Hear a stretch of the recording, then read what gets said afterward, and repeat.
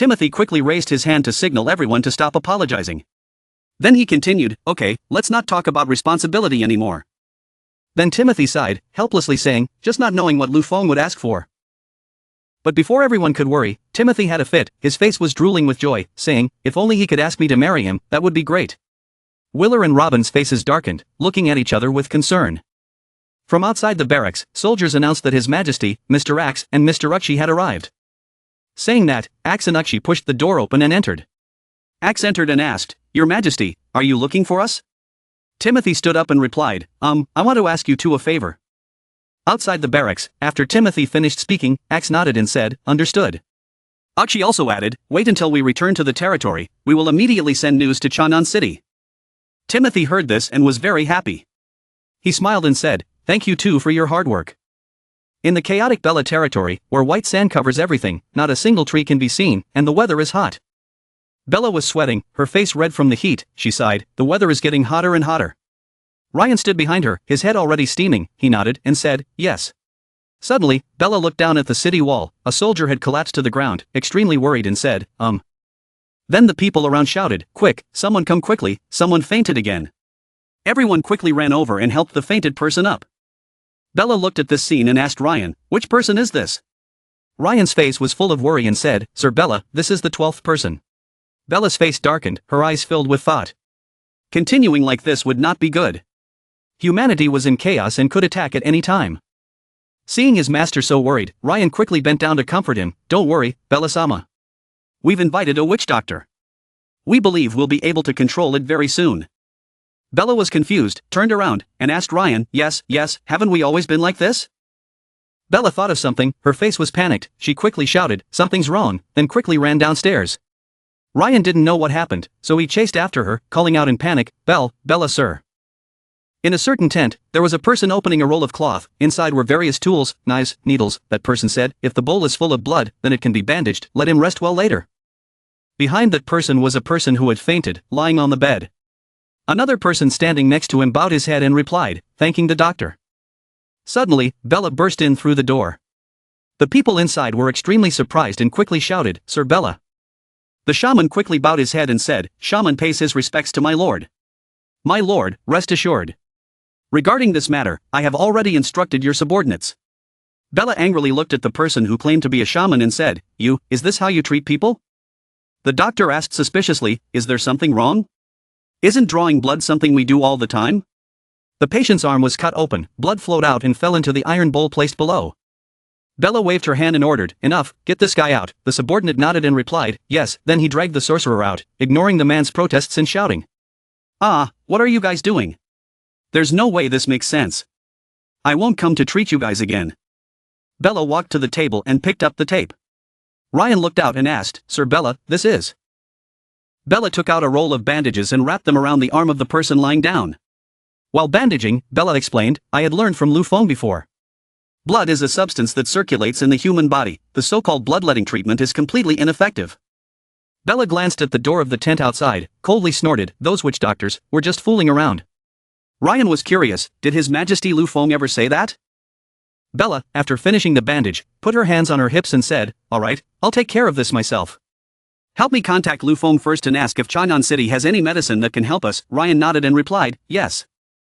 Before Ryan could leave, Bella called her back and continued, oh right, asking Lu Feng when he plans to marry Dees. There should be some news about this. Ryan was stunned, and couldn't help but sigh in his mind, was he in such a hurry to marry his sister? In the field territory, the castle is guarded by field soldiers. Inside a room, Field sat facing the window, saying, well done, hard work for everyone. Field then turned her chair around, facing the deacons. Deacon White said, it is our honor to sympathize with your highness. Grey Deacon smiled and said, we will take action, your highness can rest assured. Deacon Hong stood by, his face worried and apologetic as he stepped forward and said, your highness, I. Field raised her hand to signal Deacon Hong to stop and said, no need to say, that matter was not her fault. Deacon Hong's face turned red, extremely touched, yes, thank you, your highness. Field's face returned to a serious state, coldly saying, okay, let's get down to business. Field's face darkened, analyzing the current situation. Now that we and Timothy have officially clashed, although Grey Deacon and Deacon White have taught her a lesson. But I don't think a monarch would be willing to let it go like this. What do you think she will do next? Someone stood up and said, Your Highness, if Timothy doesn't give up, I feel she will ask the Han dynasty for help. Hearing this, Field stroked his chin and said thoughtfully, well, this is also possible. Our current situation is indeed not suitable for fighting the Han dynasty. Then, Field turned back and asked, so, do we have any definite news now? The other person replied, Your Highness, not yet. Then he bowed his head and continued, if Timothy makes any move, his eyes will definitely report to us. Field nodded, that's good. Field continued, however, there were still a few things to prepare. Then Field looked down at the list of people on the table and said, the Black Iris line in Han Dynasty has rested long enough. Pass on the order, restart the Black Iris line in Han Dynasty, closely monitor all actions of Han Dynasty. A person worriedly asked Field, Your Highness, the Han Dynasty is on strict vigilance now, doing so, I'm afraid it will cause serious damage to our eyesight. Field's eyes darkened, he glared at the person who had just reported, his voice cold as ice as he said, You are teaching me how to work. The other person panicked, eyes glistening, no dare. Field then stood up and said to his subordinates, We have been in Yadian for so long, it is impossible for Han Dynasty to not have any news. Then he walked closer to the person who had just argued with him and continued, If we ignore the Han Dynasty's movements and wait for them to really attack us, then our losses will be too severe to describe. The other person's head was bowed, his face and hands were pale, and he replied tremblingly, Yes. Then he raised his head, understood and replied, Your subordinate understands. In Chanan City, on the streets, people are bustling about. On a small street, a man walked back and forth, turning left and right to observe the situation. Then the person entered an alley, a girl shouted, What, now we have to act. The man who was talking to the girl was the man who was on the street just now. He said, This is an order from above. The girl slammed the table and stood up, angrily replied, Hateful, isn't this asking me to die? He saw the girl like that, his face solemn as he asked, So what action did she plan to take? The girl gritted her teeth, her eyes narrowed, but she said nothing. After a while, the girl exhaled, closed her eyes and said, I know. The girl then took a document from the table and gave it to the man, saying, Han Dynasty can indeed make big moves, this is what I have recently noticed. Then the girl sat down and began to recount each incident in detail. Although it was not obvious from the outside, the number of guards in Chanan City had increased to a new level. It was unknown what they were guarding against. He took the document, read it for a while and said, Then check it out immediately, do well, I will reward you. The girl sighed and nodded, yes. She couldn't help but worry, what a miserable life, oh God, please bless me, don't get caught by the interrogation team. I don't want to be skewered into a candied hawthorn. At the Imperial Palace, Chanan City. Lu Feng sat leisurely in the room, breathing out comfortably and said, It was so peaceful, it felt like it had been a long time since there had been anything that required him to go into battle. Lu Feng tilted his head to the side, smiling happily and continued, This is the feeling of being invincible. Nicole walked in from outside, carrying a cup of hot tea, placed it in front of Lu Feng, and replied, Young master, isn't it good for the Han Dynasty to be at peace? Lu Feng knocked on the table and nodded in agreement, saying that was true. Lu Feng raised the teacup to his mouth and looked at Ellie and the others in the distance. He thought to himself, however, it's not good for these beasts to do too much work, I have nothing to do. On the other side, Ellie saw Lu Feng looking this way and said to Shirley, I feel like your majesty is thinking about something rude. Shirley was startled when she held the document and looked at Ellie doubtfully, is it okay? Everything was quiet, suddenly the big door was pushed open, everyone was startled and looked over. The person who walked in was Yuffie, in a happy mood, with a bright smile. Seeing Lu Feng, Yuffie's eyes lit up, her face filled with happiness as she shouted, Your Majesty, I've already made the thing you wanted. Lu Feng stood up, his face happy, said, Really, that's great. Ellie stood to the side, dejectedly sighing, I have seen this situation once before. Then, Ellie coldly snorted and said, Then arranged a bunch of things for me. Shirley stood to the side sweating, hurriedly comforting Ellie, Sister Ellie. The scientific research facility was heavily guarded by guards, with patrols patrolling 24/7. This was an extremely important place, storing many relevant documents and being the place where scientific research was conducted. Lu Feng led Mina and Ellie to a scientific facility that had just been successfully built, and was currently covered in red cloth, which was truly intriguing. Mina looked at the pile of junk in front of her and exclaimed, Wow, it's so big. Then she turned to Lu Feng and asked, Young master, what exactly is this? Lu Feng pulled the cover and said, This is a great treasure that can create a new era. The cloth was pulled back completely, inside was a giant, modern machine, with the most advanced technology at that time. It was a generator. Ellie turned to ask in confusion, But, our castle has been using generators for a long time. Lu Feng immediately explained, This is different. The generator in the castle was too small and not suitable for large-scale electricity. After hearing that, Ellie let out an "oh" sound. Lu Feng had many other reasons in mind. Besides, if everyone really wanted to use generators like on Earth, just the transportation alone would tire him out. But this generator, all the technology and standards are of this otherworldly production level, also has the ability to be used on a large scale.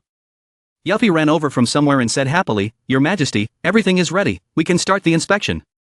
Lu Feng replied, "Okay, let's start." Mina looked at the worker pushing 2 wooden barrels of liquid over, smelled it a bit and recognized it, saying, "This smell is black oil." The lid of the barrel was opened, and as Mina had guessed, it was black oil. 2 barrels of black oil were poured into the generator. Another worker brought a lighter and saw that everyone was surprised. Lu Feng immediately said, "It's okay, this machine uses black oil as fuel." The torchman picked up the torch and reported that the fuel was full. Yuffie happily replied, "Okay, put out the fire." The fire was dipped in a bucket of water to put it out. Ellie asked in surprise, "Young master, what are you doing?" Lu Feng replied secretly, "You will know when you continue reading." Yuffie started the machine. Black smoke billowed from the exhaust pipe, and the engine noise grew louder and louder. The staff brought Lu Feng a red control button. "Your Majesty, please." Lu Feng took it and started pressing it. A loud noise rang out, and then countless light bulbs were lit up. Everyone was surprised and happy, it lit up, like a castle. Lu Feng looked at the results with satisfaction and said, "The era of electricity has arrived." Black Iris, female spy, from a high cliff, was hiding and observing Lu Feng's construction site. Seeing the bright lights, she uttered 2 words, "Troublesome." Then she said tiredly, if she didn't complete the mission, she couldn't hand it over to the organization, but with such strict patrols, how could she get in? Suddenly behind her a woman's voice rang out, she wanted to come in, she unconsciously answered, "Yes." Then she woke up with a start, turned around and saw Dees standing behind her. Dees continued to ask, and yet she still wanted to secretly enter the forbidden area set up by His Majesty. She was so bold. "Just now," she said, "organization, right?" She was sweating and thinking, danger, danger. At the Imperial Palace, Lu Feng and everyone returned from the construction department and were walking to the Imperial study. Lu Feng wanted to say something to Ellie. "Ellie, you," before he could finish his sentence, Ellie interrupted him, "Yes, I know. Next, we have to prepare for the popularization of Chanan City electricity, right?" Lu Feng immediately replied, "That's right, but we have to do a good job of promoting safety, otherwise there will be danger and people will panic, they won't use it." Ellie confidently replied, "Leave it to me, young master can rest assured." Lu Feng replied with concern, "Thank you for your hard work." Ellie snatched the document from Lu Feng's hand, her face indifferent as she replied, "Yeah, then why don't you reward me?" Lu Feng bent down and rubbed her head, asking, "So what reward does Ellie want?" Ellie shyly replied, "This, I'll think about it."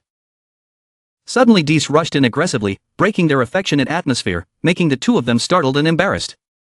Ellie, embarrassedly covered her face with her hands. Lu Feng tried to stay calm and asked, "Emperor Dees, why are you in such a hurry?" Ellie left, saying, "Young master, I'm going to work." Lu Feng suddenly stopped, wait, then whispered into Ellie's ear, "Come to my room tonight, give me a gift." The sentence made Ellie embarrassed, she stammered, I have to see my mood." Nicole brought tea, saw Ellie in that state, worriedly asked, "Oh, Ellie's face is so red, what happened?" Ellie avoided, answered vaguely, I'm fine, it's too hot." At this moment, Lu Feng suddenly remembered that Dees had come to find him, and asked, "Dees, what happened just now?" Only then did Dees come back to her senses and replied, "Oh right, young master, I caught a big rat." Dees patted her chest proudly. Hearing this, Lu Feng asked with interest, "Big mouse?" Dees told Lu Feng the story. Lu Feng replied, "So that's how it is. It seems that Black Iris wants to reuse the people hiding here." Dees also added, "Recently those guys in Chanan City have been getting richer and richer, and they are also active frequently. Young master, do we need to drag those people out and punish them severely to threaten others?" Dees excitedly held the rope and iron hammer in his hand, ready to receive orders, but Lu Feng replied, "No need. I feel like we might be able to take advantage of it." Lu Feng held out a small, transparent bottle of medicine. Dees bent down to look through and asked, "Young master, what is this?" Lu Feng replied, "Laxative. First, don't say anything, just give her this medicine. Then tell her this is a special poison. First, she will have stomachache and diarrhea, then her internal organs will melt and come out. Finally, let her go to the bathroom and leave her alone. Come find her tomorrow and tell her how to get the antidote. If she doesn't cooperate, I'll remind her again. People are not afraid of sudden death, but if death comes gradually, torturing people, then no one can bear it." Lu Feng's voice became dangerous, carrying a bit of intelligence as he spoke. "Wait until she is completely scared, then we can use her." Dees had been wide-eyed and gaping, listening to the profound words in Lu Feng's sinister plan. At this moment, he was filled with admiration, his eyes sparkling as he said, "Young master, this move is so vicious." Amazing, Lu Feng's face fell when he heard this, thinking to himself, oh, this must be a compliment. Lu Feng continued, in short, you go do it first, when you have the result come tell me. Dees took the medicine bottle and replied, yes, then left. But just as she turned around, Dees turned back and asked, that's right, young master. My sister sent you a letter, then she felt all over her body for the letter and gave it to Lu Feng. Lu Feng opened the letter and let me see. At this time, Nicole brought breakfast and said, Dees, eat something before going to work. When Dees saw the food, she rushed over and said, wow, thank you so much Nicole. Lu Feng held Bella's letter and read it out loud. Dees, I was about to urge Lu Feng stopped reading until here. The content of the letter caught everyone's attention. Nicole covered her mouth and laughed. Lu Feng frowned and asked, Dees, is this letter really for me? Dees ran over and said, let me see. Looking through the letter's contents, Dees scratched his head in embarrassment and said, I'm sorry, young master, I took the wrong one. Lu Feng returned the letter to Dees, replying, I see. Nicole said to Ellie, the young master is panicking, that must have been bad news. Ellie also added, panicking.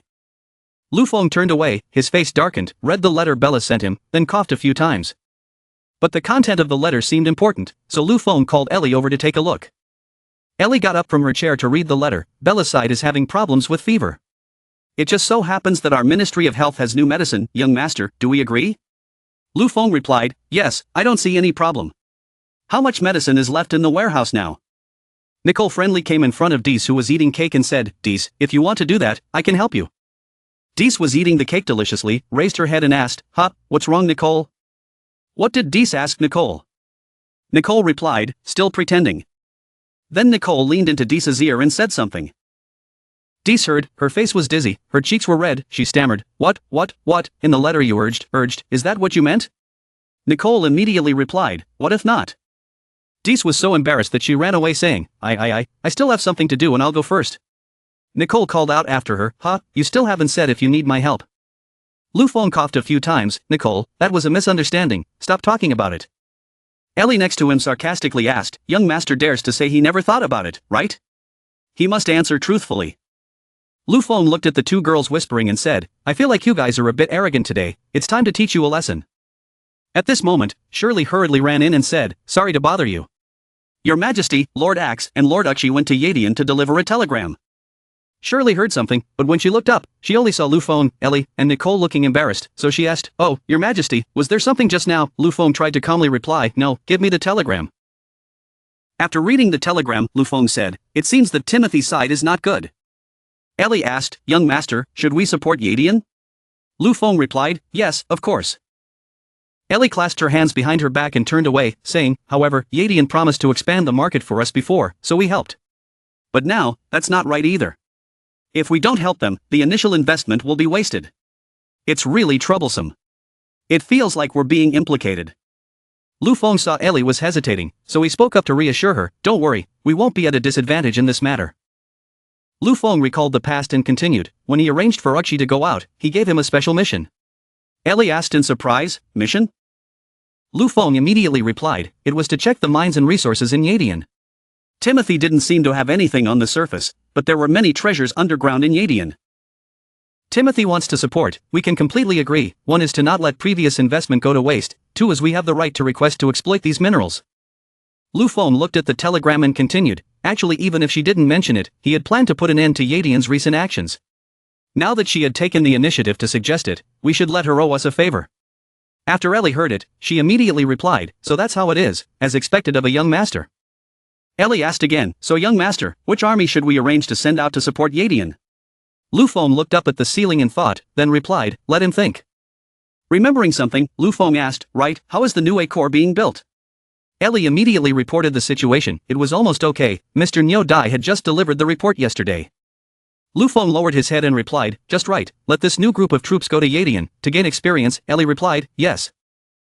Looking at Ellie going out, handing over the work to her subordinates, Lu Feng thought, well, that way the matter will be resolved, let's wait for news from various places. Lu Feng leaned on his hands and thought thoughtfully. However, why did he always feel like he had missed something? Suddenly there was a call, young master, Nicole appeared and said, the matter has been resolved, let's continue talking about Deesa's story. Ellie also came forward to continue speaking, now it seemed like there was another Yadian queen. Those words made Lu Feng sweat. In the Larson chimpanzee kingdom, in the middle of the city is a huge ancient tree, the ox representing prosperity here. The elf girl in the blue dress went to find Lelisa. As soon as she arrived she said, "Lord Lelisa, the goods we brought from Chanan City are all sold out." Lelisa's eyes still on the book, she replied, "Are they all finally sold out?" Lelisa put the book down on the table and continued, "It seems that in a few days, I have to leave for Chanan City." The girl in the blue dress came forward and said, "Yes." Then she handed Lelisa an envelope and said, "Yes, my lord Lelisa, here is the invitation to the party." Lelisa replied, "Party? I already refused, no need to waste energy on this." The elf girl replied confusedly, "But, this is an invitation sent by His Majesty Larson." Lelisa heard that, turned to look at the invitation, and asked, "Larson?" But she didn't take the card, coldly turned away and said, "It's their territory anyway, okay, I know, leave it there." The girl in the blue dress replied, "Yes," then gently placed the card on the table, then left. Lelisa silently thought about something, put her hand on the card on the table and said, "Hopefully, nothing troublesome will happen."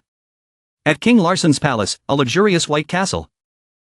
The king opened his arms, welcoming Lelisa, welcoming her arrival, Lelisa. Lelisa came forward and politely replied, "Your Majesty personally welcomes me." "I dare not accept this special honor." King Larson immediately laughed and replied, "Lelisa, you don't need to worry about these things." In the luxurious banquet hall, everyone was attentively enjoying the delicious dishes on the table. King Larson asked, "Lelisa, it must have been a long time since you attended our Spirit Empire's banquet. How do you feel about this banquet?" Lelisa looked around the banquet hall and replied, "The banquet of the Spirit Empire was still as elegant as ever, awakening quite a few of my memories." Her words made the king glance. Lelisa bowed her head, her voice a bit sad as she replied, however. She looked around the banquet hall, although it was crowded, no one was talking to anyone. She continued, "There wasn't much interaction between people, just like before, lacking in humanity." Lelisa's words made the king a little uncomfortable, frowning in thought. The cheerful voice of a girl, Princess Jill, broke the tense atmosphere.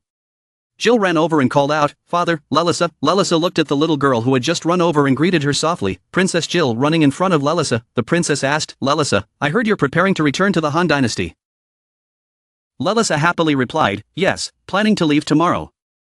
The princess's voice became excited and asked, "Can you take me along to Han Dynasty?" Lelisa was surprised at this suggestion and asked, Princess Jill, who are you?" King Lauren spoke for the princess, "This is my thinking, now that we have a relationship with the Han Dynasty, we will inevitably have more interactions in the future. If that is the case, we must learn about the Han Dynasty." The princess nodded in agreement. Lelisa replied, "So that's how it is." Princess Jill added, "Moreover, I also want to see what kind of person Lelisa is loyal to. Will Lelisa welcome me?" Lelisa happily agreed, of course, patted the little princess's head who was happily smiling, her eyes smiling, "Great." The princess immediately ran off, waving back and saying, "Then I'll go pack my things, tomorrow I'll go to Lelisa's canteen." Lelisa waved back and replied, "I know." King Lauren looked at his little daughter and said happily, "Lelisa, please take care of Jill when the time comes." Lelisa replied, "Don't worry, with me there nothing will happen." Lelisa suddenly realized something and asked softly, "So what is the real purpose of inviting me to this party?" The king felt a little embarrassed when Lelisa asked him that. He sighed, then smiled and replied, as expected he couldn't hide it from her, "So I'll say it straight. I see that Han Dynasty's products are very sophisticated, many of which are even comparable to the works of our country's ambassadors. I really want to know how Han Dynasty is able to do that." Lauren's question made Lelisa think a bit.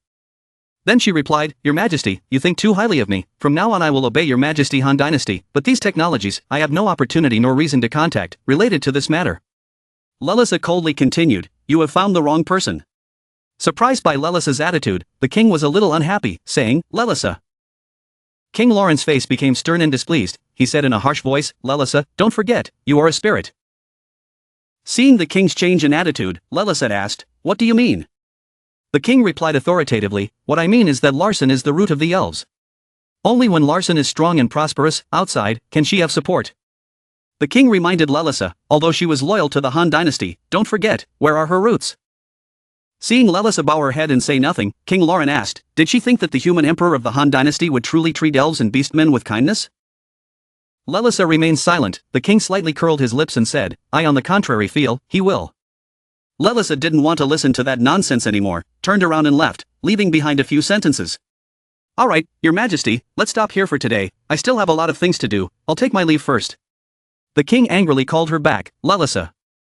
Seeing Lelisa coldly leave, the subordinate girl beside her panicked, Your Majesty, we. King Lauren immediately ordered, leave, tell the workers to come.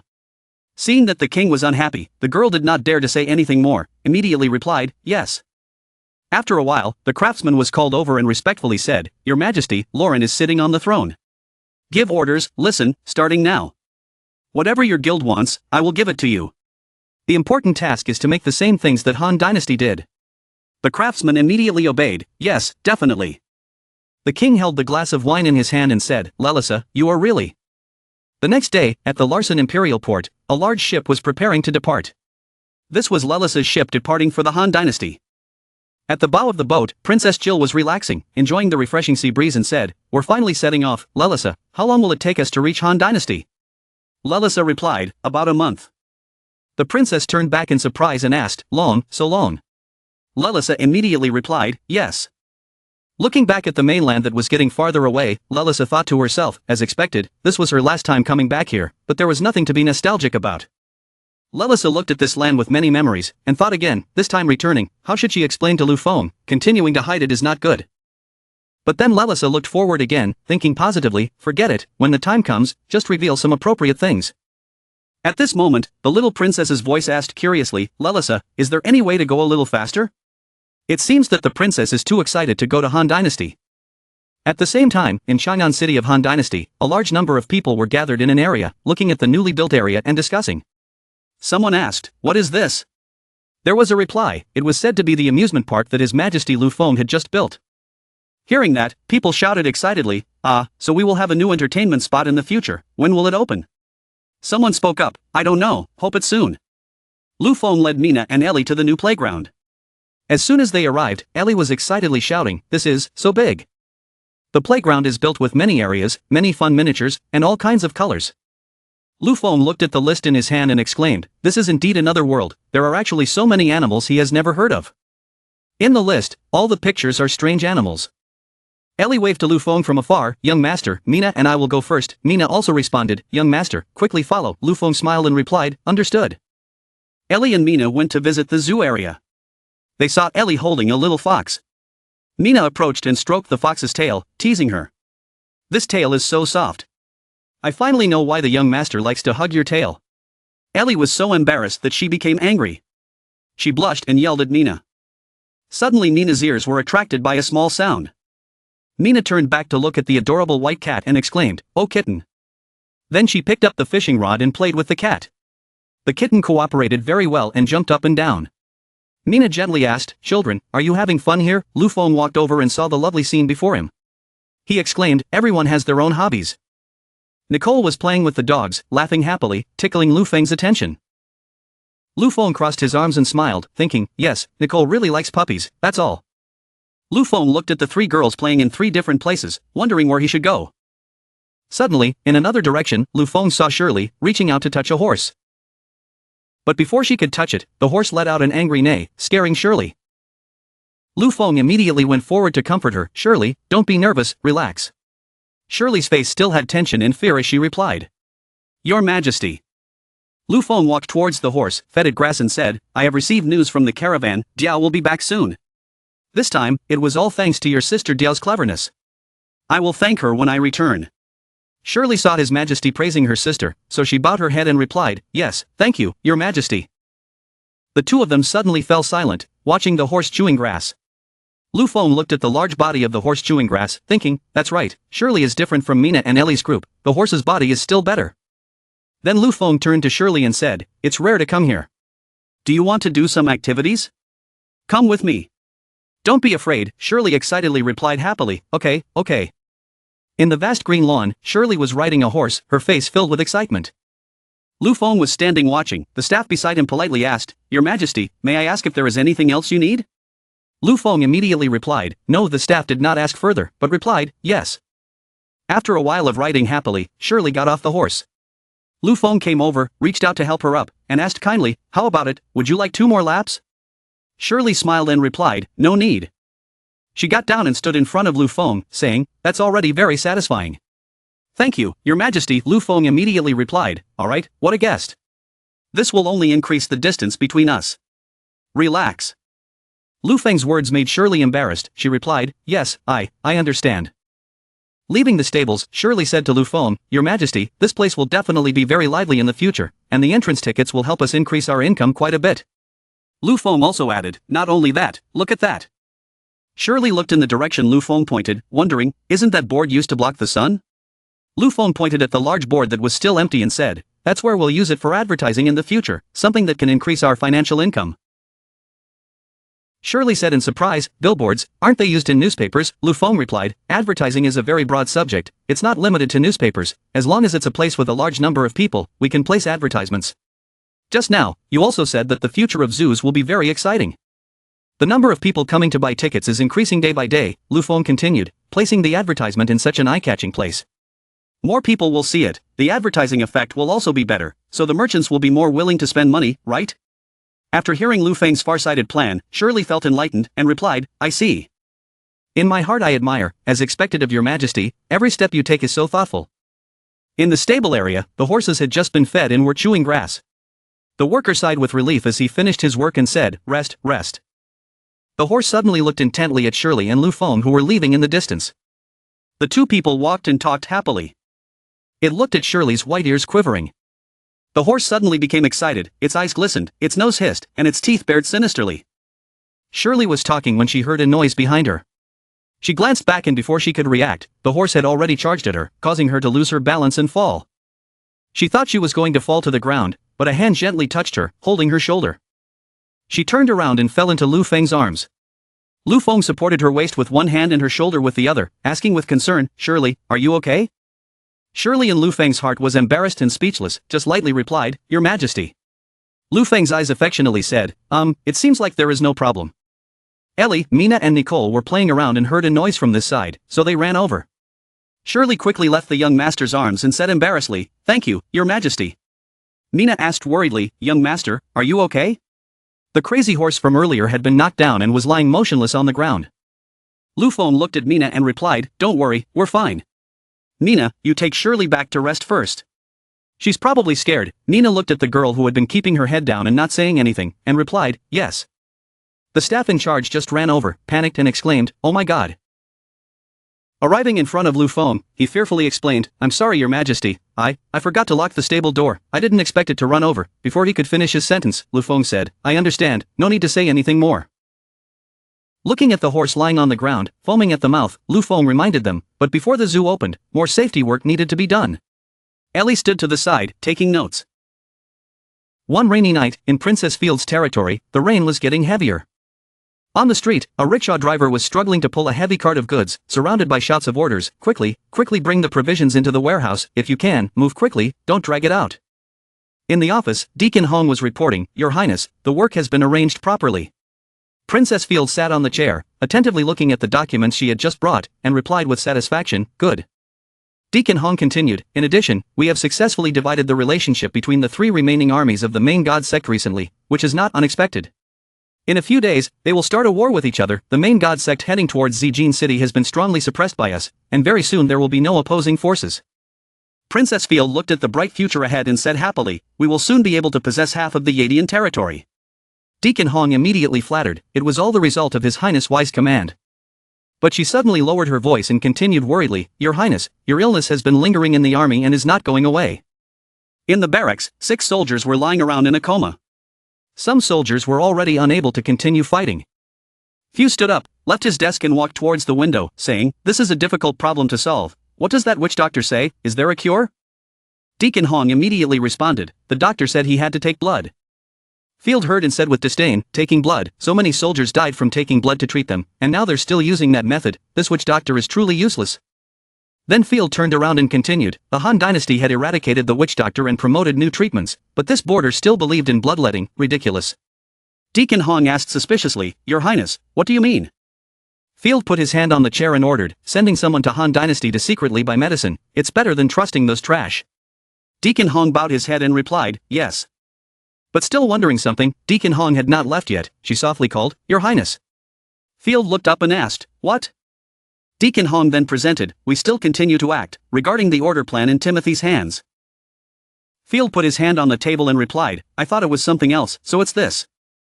She closed her eyes and replied indifferently, "Of course we must continue, using consecutive victories to stabilize the foundation of the territory, this was our plan from the beginning, what's wrong?" Deacon Hong was worried and replied, "But Your Highness, the current state of our army is not good. The troops sent from various places were stuck on the road because of the rain, and the food supply was insufficient if war really broke out." Field didn't care to reply. Even so, we still have to follow the plan.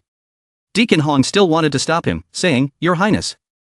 Not letting Deacon Hong continue, the princess's angry voice interrupted. Deacon Hong, our most difficult enemy is not Timothy, but the Han dynasty across the sea. Without even looking at Deacon Hong, Field continued, if we cannot defeat Timothy before the Han dynasty decides to send reinforcements, we will fall into a quagmire, and our situation will be very dangerous. After hearing the princess's words, Deacon Hong understood, and replied, I understand. Field stood up and told Deacon Hong, don't worry, I'm not blinded by victory. I already have a plan in mind. Besides, the situation isn't that bad. Holding a glass of red wine in his hand, his cold face lit up with a smile as he said, we still have an army of sure-win aces in our hands. This army will not disappoint us. Deacon Hong bowed his head and replied, yes, I understand. Deacon Hong turned around and left to do his duty. Your Highness, then I'll go. But the princess spoke up to stop him. Wait, Deacon Hong. Seeing Deacon Hong return, the princess continued, it's raining so hard, the message is slow, let's have some wine first. Deacon Hong was a little surprised and said, Your Highness, but then agreed and replied, yes. On the table, 2 glasses of wine were poured out. The princess said to Deacon Hong sitting opposite, Deacon Hong, how long do you think this war will take to end? Deacon Hong carefully replied, if not beyond expectations, according to his plan, it should be finished within a month. The princess closed her eyes and asked doubtfully, a month? Seeing the princess's answer, Deacon Hong worriedly asked, Your Highness, are you tired? You should pay attention to rest. Field immediately replied, are you tired? Field's eyes became fiery in response, on the contrary, I am very excited now. She raised her hand to pick up the wine glass and continued, I have never been this excited in all these years. Actually, I have no interest in the ocean, new continents, conquering empires or anything like that, but why am I here? Field left the table, walked to the window and looked out at the pouring rain, saying, it's all for freedom. Field recalled the past, when she was still a child. She continued, since I was young, I was a royal descendant recognized by the empire as the most outstanding. I once thought that in the future I would inherit my father's throne and become the empire's guide, so I worked very hard. Field was outstanding since childhood. There were many compliments around, Her Highness the Princess was truly outstanding. I have never met such a smart child. Princess Field continued, but later found out that no matter how outstanding I was, in my father's eyes I was just a marriage tool. Field as a child was brought by the king to meet a boy who said, Field, you are 8 years old, it is time to meet your fiancé. Recalling those unhappy memories, Field sighed and continued, I didn't want to, so I had to hide out, for so many years. I've always tried to prove myself, even as a princess, I can still achieve the same results as a prince. After hearing the princess's story, Deacon Hong stood up and walked over, encouraging her, Your Highness, you will succeed. Field put down his glass of wine and said, of course, I will definitely succeed. In his heart, he thought, just wait for the next battle, then I will be completely free. At the same time, in the Timothy territory, in the distance, a large fleet of ships was approaching the port. Robin and Queen Timothy were watching in anticipation. Robin pointed at the fleet and said, Your Highness, Lu Feng's reinforcements have arrived. Timothy replied with satisfaction, they have finally arrived. The flag representing the Han dynasty fluttered in the wind, the large ship gliding across the sea towards the mainland of Yadian. The big ship with 2 giant chimneys has docked. Queen Timothy, Robin, Axe, and a courtier named Willer came out to welcome them. Looking at the huge ship standing before them, Axe said, It's His Majesty's ship. His Majesty has sent someone to support us. Queen Timothy looked closely and exclaimed, This iron and steel object was unprecedented, and only Lu Feng could make it. Lord Willer also added, Such a big ship, it would definitely be a disaster in a naval battle. When will your Majesty buy one? Robin immediately rejected this bold idea, Lord Willer, with our military budget, we can't afford it. From the big ship, tanks followed each other down to the mainland. Nyo Dai loudly ordered, Move quickly, don't be slow. Looking at the tanks, the queen asked, This vehicle is somewhat similar to the one I saw before in Chanan City, but there are also differences. What is this? Axe immediately explained, This is the steam tank that His Majesty has just invented. Unexpectedly, His Majesty even brought this secret weapon. After arranging for the army and tanks to disembark, Nyo Dai walked up to Queen Timothy, bowed, and said, Greetings to your Majesty. Please wait a moment, Axe waved his hand and greeted, General Nyo Dai. At the port, each squad and each tank lined up neatly. There was a command, Team 111, follow me, gather in front of the port to report. Nyo Dai finished arranging, turned around, stood at attention, saluted, and reported to the Queen, His Majesty Timothy. His Majesty Lu Feng told me to sincerely ask after you, His Majesty is very concerned about the war in Yadian. The Queen replied, Thank you for your hard work. He was thinking, Lu Feng actually secretly cares about me. Robin looked at the large army of reinforcements and asked Axe, "Does your majesty ever feel that you are not in control?" Axe replied, "Yes, our majesty is very good." Lord Willer was busy touching the modern tank. Duke Willer was unfamiliar with everything, standing close to look at the soldiers, then touching the tank. Seeing this, Timothy felt ashamed and thought, couldn't the Duke calm down a bit? This was so embarrassing. Timothy turned to Nyoda and asked him, "General Nyoda, I have never seen this weapon before and do not know how powerful it is. Can you demonstrate it for us?" Nyoda immediately agreed. "Okay, your majesty, please follow me." Arriving in front of the soldiers, Nyoda loudly ordered to clean up the scene and conduct military exercises. The powerful words made Timothy a little startled. The soldiers immediately moved. Standing on the high platform, looking down at the training ground, the rehearsal area, there were 2 tanks, 2 platoons lined up neatly, observing 2 people standing in front of 2 targets. Timothy looked at the arrangement of their observation post and asked, "Why do we have to be so far away?"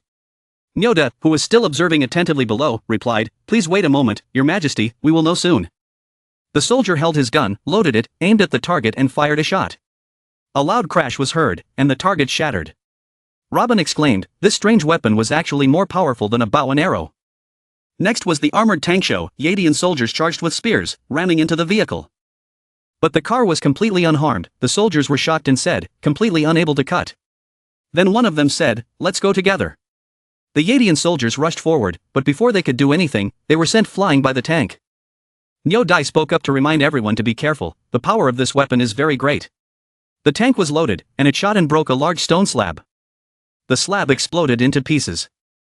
Suddenly a piece of debris flew towards Queen Timothy. Seeing this, Robin immediately reminded her, "Your Highness, be careful." But there was no danger at all. Timothy gently reached out to catch the rock. "Don't worry, it's just a rock," Robin secretly exclaimed, truly worthy of Her Majesty the Queen. Before she could rejoice for long, Timothy's hand shot out countless streams of blood, causing her to panic and sweat. Robin immediately panicked and looked for someone. "Where is someone? His Highness is bleeding." After the bandages were done, Nyoda led everyone downstairs to the training ground. General Nyoda introduced, "Your Highness, this armored army is His Majesty Lu Feng's secret weapon. This vehicle that everyone is seeing is called a tank. It runs on steam, is offensive and defensive, and is sturdy and solid. It can be used as a vanguard to open the way. Can also take advantage of the combination of firing holes and turret on top of the vehicle, using guns and artillery shells to attack the enemy." Walking between the neatly lined up troops and the powerful tanks, Nyo Dai continued, "This time His Majesty sent a total of 350 armored soldiers, 50 tanks and 10,000 infantry, all to help His Majesty fight." Timothy looked at the large reinforcement force and scratched his head and thought, with armored troops and powerful ammunition, field was absolutely no match for us. Yadian had finally returned to our hands. The Queen turned to Nyo Dai and said, "General Nyo Dai, everyone has traveled a long way and is tired. Take them to the military camp to rest. We will discuss the battle plan another day." Nyo Dai happily agreed, "Yes, Your Majesty." Axe led the way and said, "General Nyoda, follow me." Nyoda said with some reproach, "General Nyoda, why are you so distant?" "Call me Brother Nyoda." On this side, Robin saw the Queen bow her head and asked with a trembling voice, "Your Highness. What's wrong? Are you feeling unwell?" But the Queen suddenly raised her hands to cover her face and said some high-flown words. "Lu Feng is not only handsome, he has also researched such powerful things. He is truly a match made in heaven for me. If I marry Yadian, can we hold the wedding at Yadian or Han Dynasty?"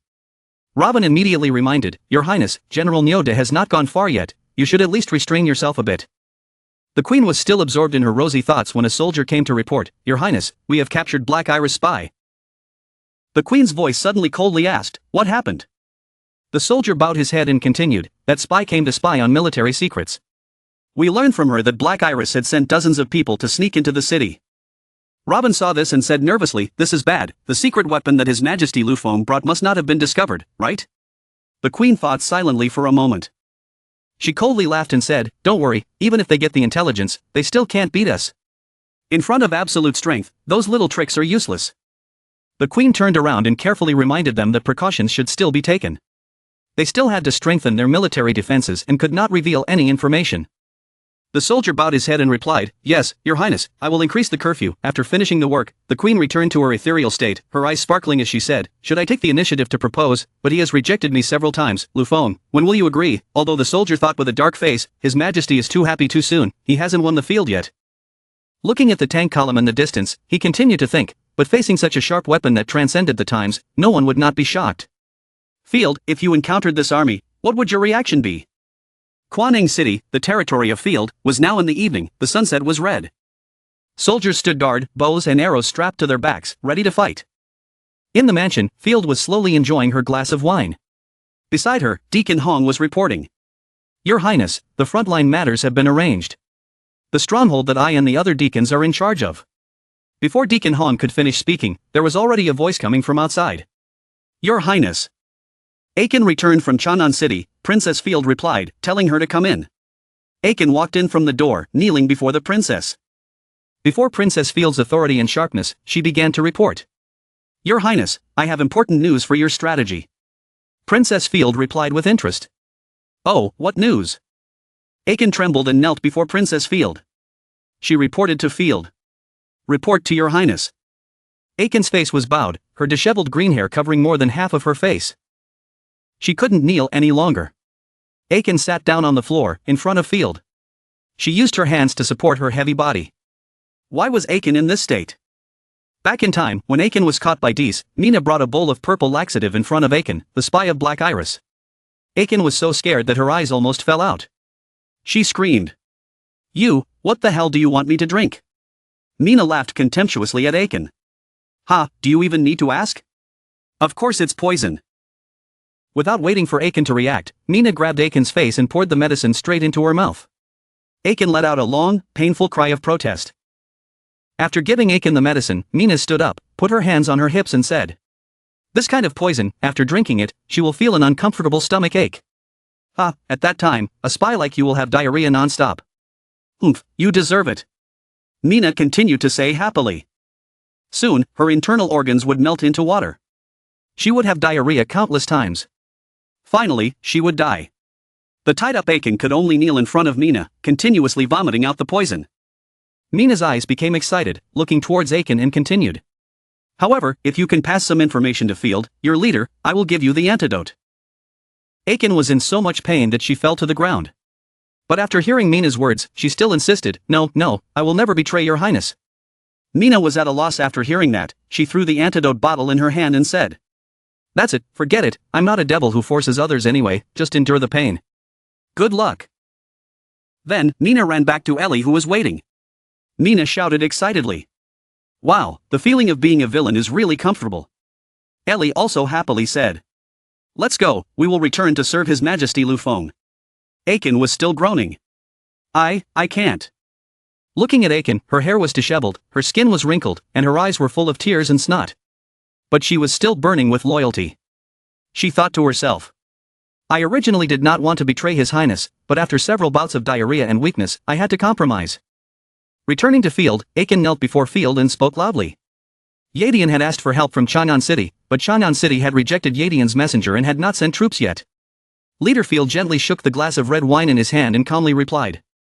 Oh, is that so? Before Timothy returned to Yadian, she had always been in Han Dynasty, and her relationship with Lu Feng was not bad. How could Han Dynasty refuse her request? Suddenly, Field's eyes turned cold, she looked at Aiken and asked. Surely you're not lying to me?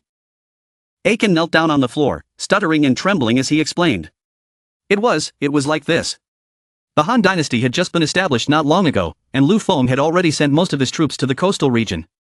Aiken continued hesitantly, which was why he couldn't help Timothy. Field listened coldly, and Aiken insisted. I mean it. After hearing those words, Field coldly ordered the two soldiers. Humph, quickly take her down. The two soldiers did not dare to object and obeyed. Yes, your Highness. Aiken was dragged away by two soldiers brutally. Her face, already lifeless from the painful laxatives, was now even paler with fear. She thought to herself, becoming even more terrified. This is bad, this is bad. I heard that His Highness's methods towards traitors are extremely cruel. Surely she doesn't know that I'm lying, she doesn't want to execute me. Oh my, Aiken looked so pitiful right now. She was dragged away, and Aiken's soul felt like it was falling into the 18th level of hell. Aiken was so scared that she fainted, her mind wandering to the cruel figure of Field. Aiken was dragged away, but the leader Field still spoke coldly. Just let her eat. What did she faint for? No one did anything. Field sighed and continued. This spy is so cowardly, it seems like he can't do anything. Deacon Hong then bowed and reported. Your Highness, Chanan City has been under extremely tight security recently. Many of our people have been captured. Although Aiken's mental quality is not good, she looks very ordinary, and it is easy to probe for information. Deacon Hong continued speaking. To put it simply. Your Highness, do you still remember what she looks like? Field Chief thought about Aiken's appearance. The blue skirt, the yellow shirt, the messy hair. Field frowned and exclaimed. Really, couldn't remember. Field tucked her hair behind her ear, sitting quietly on the chair as she listened to Deacon Hong continue. Your Highness, before reporting, I asked the other insiders, and the news was no different from what she said. Field sighed lightly and replied. If it's as you said, Timothy led her remnants, isolated and without help. It seems like we, the scum, are sure to take Yadian. Field waved his hand and ordered Deacon Hong. Bring old man Yad here and start implementing our plan. Deacon Hong stood by and asked worriedly, Your Highness, isn't it too early? Field licked his lips, urging Deacon Hong to stop. No, I was impatient. The scene changes to the majestic and magnificent imperial palace standing tall in the blue sky. From His Majesty Lu Feng's study, Ellie was reporting. The armored army led by General Nyode had arrived at Yadian. At the same time, they successfully gathered with Queen Timothy, and they discussed the military plan. Timothy also said. At this point, Ellie's face darkened, and she frowned as she looked at the letter. The content of the letter turned out to be, Your Majesty Lu Feng, wait until I unify Yadian, I will immediately marry you. Signed Timothy. Holding the letter in her hand. Ellie was now glaring angrily, her teeth gritted. She thought angrily. Daring to use the official telegram to express herself to His Majesty. And even dreaming of marrying His Majesty. Lu Feng didn't notice Ellie's expression. He leisurely raised his teacup and spoke. He didn't expect things to go so smoothly. What about the news from the spy Aiken? Ellie listened to His Majesty's suggestion and curled her lips in disdain, thinking to herself. It was His Majesty who urged her to report the next news, not that she ignored what that woman said. Ellie continued to think. Moreover, her job was to ignore useless news for His Majesty. Right. That's right. Forget about Timothy. Ellie then continued her report. According to the detective's report, Aiken had been trusted by Field, and they might be making a big move soon. Ellie continued her report. However, the content was accurate. There was still a need to investigate further. After reporting, His Majesty Lu Feng instructed Ellie. Things are basically developing in the direction we planned. We are about to expand our market and increase the import of raw materials. Ellie, from now on, any news from Yadian must be reported to me at any time. Ellie asked again without thinking. At any time? Yes. At this point, Ellie couldn't stand it anymore. She clenched the bundle of telegrams in her hand and said in a harsh voice. Is Your Majesty concerned about the war situation or about Timothy? You must want to know about her, right? After all, she just expressed her love to you in the telegram. Ellie angrily threw the stack of emails up. The letters flew everywhere. She said angrily. Whatever. Lu Feng was like, oh, what's the matter? Why are you suddenly angry? Girls are so confusing. Suddenly a letter flew in front of Lu Feng. He reached out to grab it. It turned out that he was holding the letter Timothy had written expressing his feelings for him. Lu Feng understood why Ellie was angry. Ellie was still angry. Her face was pale and she was thinking. Men are rotten, they forget beauty when they see it. Immediately, Lu Feng was knocked down and grabbed Ellie's hand. He called Ellie's name. Ellie? Ellie fell into Lu Feng's arms. Lu Feng hugged her and asked. Are you jealous? Lu Feng hugged Ellie even tighter, whispering behind her ear. I thought I gave you enough sense of security? Looks like it's still not enough, huh? Ellie was embarrassed and quickly refused. I'm not jealous, and I don't need that sense of security from you. Suddenly, Lu Feng took Ellie's face in his hands. He placed a kiss on Ellie's jealous lips. Ellie's eyes widened. She was also surprised and confused by Lu Feng's action. In those few minutes of flying, Lu Feng passionately and intimately said to Ellie. You absolutely don't need to be afraid of anyone. No matter what happens, you will always be the one and only Ellie. Ellie was shy, only able to stay silent, her heart pounding but unable to say a word. Ellie's eyes were filled with Lu Feng's lovely, caring and affectionate face. She thought happily to herself. His Majesty saw her uneasiness, is he comforting her? Ellie leaned her shoulder against Lu Feng's lips and felt even happier. She thought, oh my god, His Majesty is so gentle. And His Majesty Lu Feng still warmly hugged Ellie's waist. Ellie's hands went up to her cheeks, gently caressing His Majesty's face. The air was filled with an ambiguous scent. Suddenly, the chair fell to the floor. There was a long sound. The sound of the chair falling over did not interrupt the two. Ellie turned around, pushing Lu Feng against the wall. She reached out to hold Lu Feng's face and kissed him passionately. Lu Feng also wrapped his arms around Ellie and hugged her tightly, immersing himself in the sweetness of this kiss.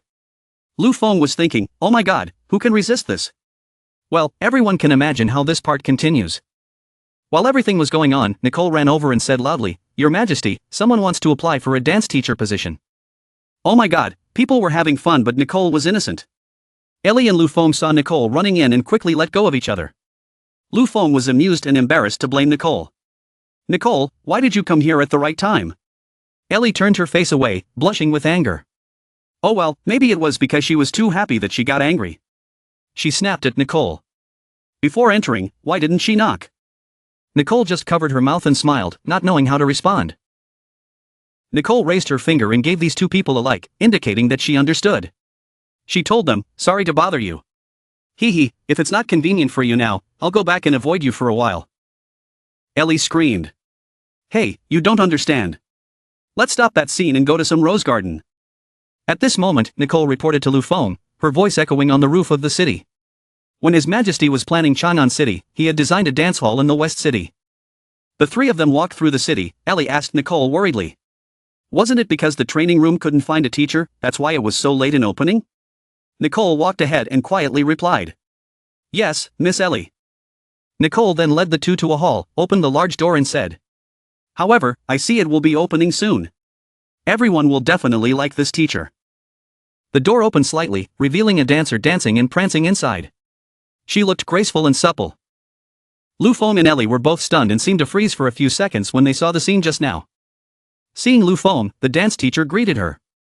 Your Majesty, hello. The dancer had silky, soft orange gold hair, a toned, supple body, and her ballroom dress further accentuated her graceful beauty. She was a ballet teacher because on her feet were soft, white ballet shoes. The charm she exuded made everyone who saw her fascinated. After the glamorous appearance at the dance hall, Lu Feng was sitting at the table in the city lord's mansion. He spoke kindly to the dance teacher. Don't be nervous, the interview is very simple. You can introduce yourself. The dance teacher was a little nervous. She replied. My name is Monica. I'm from. At this point, Monica closed her eyes tightly, opened her mouth wide and spoke loudly. I am from Ali. I am 17 years old, not married, and do not have a boyfriend. Speaking of this, an awkward atmosphere surrounded Lu Feng and Monica. Lu Feng was confused and thought to himself, was she too nervous, or was she usually like this? If she was usually like this, it would be a bit awkward. Monica also stood there, frozen, thinking back to what happened just now. What did I do just now? Oh my god, me. At this moment, His Majesty Lu Feng spoke. Monica, I want to make it clear to you first. The original intention of establishing the dance class was to let everyone who loves dance have the opportunity to come into contact with it. Therefore, the dance class teacher must welcome students. Perhaps. Monica, while Lu Feng was speaking, only thought of one thing. It was with great difficulty that she decided to leave her hometown and go to Chanan City to find a new opportunity. I ruined it again. Monica's mind was in a mess right now. She was confused with a bunch of her own self-directed thoughts. She imagined someone saying to her, sorry, Monica, the dance class needs a teacher who can speak well. She saw a blue-haired person commenting on her. She had been in for a month, and already more than 10 students said her teaching was hard to understand, she should resign. And then there was a blonde person, Monica, you are not suitable to be a dance teacher, sorry. Then at this point, His Majesty Lu Feng appeared in Monica's imagination and said, maybe she's not suitable. Monica thought about all that, bowed and hurriedly apologized. Sorry, I wasted your time. Then, Monica turned and left the interview place. Lu Feng was stunned, he shouted to Monica. Oh, why did she run away? I haven't finished talking yet. Lu Feng was confused, not understanding what was going on. He recited a monologue. I originally wanted her to try dancing. Then, Lu Feng ordered Nicole. Nicole, go check on her, it seems like she's not feeling well. Nicole replied softly. Yes. As for Monica, her face darkened, standing in a corner and thinking to herself. No, I can't give up so easily. Suddenly, Monica turned around and said, Your Majesty, Monica tensed up, her face flushed as she spoke loudly and clearly. I know my shortcomings very clearly, I may not be a good teacher, but I really want to try, sir. Monica clenched her fists and said firmly, Your Majesty, can you give me a chance to try dancing? Lu Feng, Ellie and Nicole heard this, their faces filled with confusion, bewilderment and not knowing what to say. All three were silent. Then, Lu Feng opened his mouth and said with a smile. Of course it's fine. Don't be afraid. With that, the melodious music rose and spread throughout the room. How refreshing and relaxing was the music. Sometimes it was gentle, sometimes it was strong and wild. The three of them stood still, bewildered. Ellie exclaimed in surprise. Her whole person had changed. Nicole continued in surprise. Wasn't this the dance of the Sahara? Monica knew how to dance to this song too? Lu Feng sat there, mouth agape, unable to say a word. While performing, Monica thought to herself. Let this MANHUA speak for her about her passion and love for dance and her determination to become a teacher. Following the melody of MANHUA, Monica gracefully adjusted her body and herself like a free wind that gently swayed with the cool waves from the Sahara. Free and wild, charming, and also full of sweetness and sophistication. Monica closed her eyes and felt every melody of Panyu. This Panyu music had great meaning. Panyu originated from the ancient sacrificial rituals of the Sahara, mainly for blessing and congratulation. The later version has been adapted and integrated with many other elements, famous for its graceful and graceful dancing posture, graceful and graceful rotation. Nicole Lang watched Monica's performance with her hands clasped in front of her chest, expressing her admiration and admiration. So beautiful, I seem to really be able to see the ancient goddess of blessing dancing. So wonderful. Ellie also added some compliments. This is much more beautiful than the royal dance I've seen. It's truly a dance dedicated to the gods. Lu Feng also continued Nicole and Ellie's praise. He was extremely satisfied and sublimated. No, instead of saying it was a sacrifice to the gods, it would be better to say that Monica put it into her passionate love for dancing. He raised his hands and continued speaking. Such a sincere believer, giving everything, just hoping for a look back from the gods. Monica's graceful legs continued to dance, her skirt fluttering gracefully and relaxingly. After a while of playing along to the MANHUA music, Monica let out a long sigh. She anxiously and curiously asked everyone. How do you feel? Oh my god, the other three were busy opening their eyes wide because they were still in the ecstasy of Monica's dance. However, Monica's innocent mind at that moment when she saw that scene, she simply thought that they must have been scared by me. I really am not okay at all. Monica covered her mouth with her hand again, sobbing with tears in her eyes. She turned around and was about to leave this place with negative thoughts. Accept it, Monica, you absolutely can't do it. Accept it. You will never be able to be a dance teacher in this life. But, Monica. Lu Feng's loud voice rang out to call Monica back. He continued slowly and gently, Miss Monica, I would like to invite you to be the dance teacher. Do you agree? Monica let out a wow sound in surprise when she heard these words from His Majesty Lu Feng. Then she replied to Lu Feng, Aren't you afraid of me? I get nervous easily. I have some problems with basic communication. I can't attract customers to my dance class. Furthermore, the students who listen to me teach don't understand what I say. His Majesty Lu Feng quickly interrupted Monica. He gave her more motivation. I believe that everyone who sees Monica's dance will be infected and captivated by her passionate love for dance. He stood up and continued. This love and inspiration are enough to make up for her other weaknesses. Then he talked about attracting customers. As for attracting customers, the dance class existed for public benefit, and she was not required to attract students. She just needed to teach hard so that everyone would love dancing as much as she did. Hearing these warm words, Monica's face became much brighter and more hopeful. Then, she looked at Lu Feng's face that was full of trust in her. She secretly thought happily. After so long, this was the first time someone affirmed her talent. Monica happily thought to herself. Starting from today, Your Majesty is the person I like the most. Your Majesty is such a kind person. Then, she said to Your Majesty. Thank you for giving me this invaluable opportunity. I agree to accept this job. Lu Feng responded to Monica's words of thanks with ease and confidence. He said, Very good. We have arranged dormitories for civil servants in Chanan City. But considering that you are not good at speaking, I would like to invite you to stay in this castle temporarily. I wonder what you think. Monica was stunned. She stood there, her eyes wide open, thinking to herself. Oh my god, I actually get to stay here with His Majesty? Then, she imagined the scene where His Majesty Lu Feng hugged her. Thinking of this, her heart felt like it was on fire. Being close to each other for a long time will be beneficial, maybe there will be a chance to approach His Majesty Lu Feng. He. Then, Monica bowed her head and softly replied. I agree, Your Majesty. Lu Feng laughed loudly and said. Ha, I haven't even talked about salary or benefits yet. You agreed so quickly, aren't you afraid that I'll deceive you? Monica was so in love that she didn't care about these words. She thought, how could Your Majesty deceive me, and even if you did, it wouldn't matter. But Lu Feng still spoke clearly to Monica. Regarding the salary and benefits, I'll give you the contract later. If you have any questions, you can come to me at any time. Nicole stood behind, put her hands on her cheeks and said admiringly. It seemed that Monica had a good impression of His Majesty, and His Majesty also seemed to like people like Monica. Ellie heard what Nicole just said and pouted. Humph, I'm not jealous.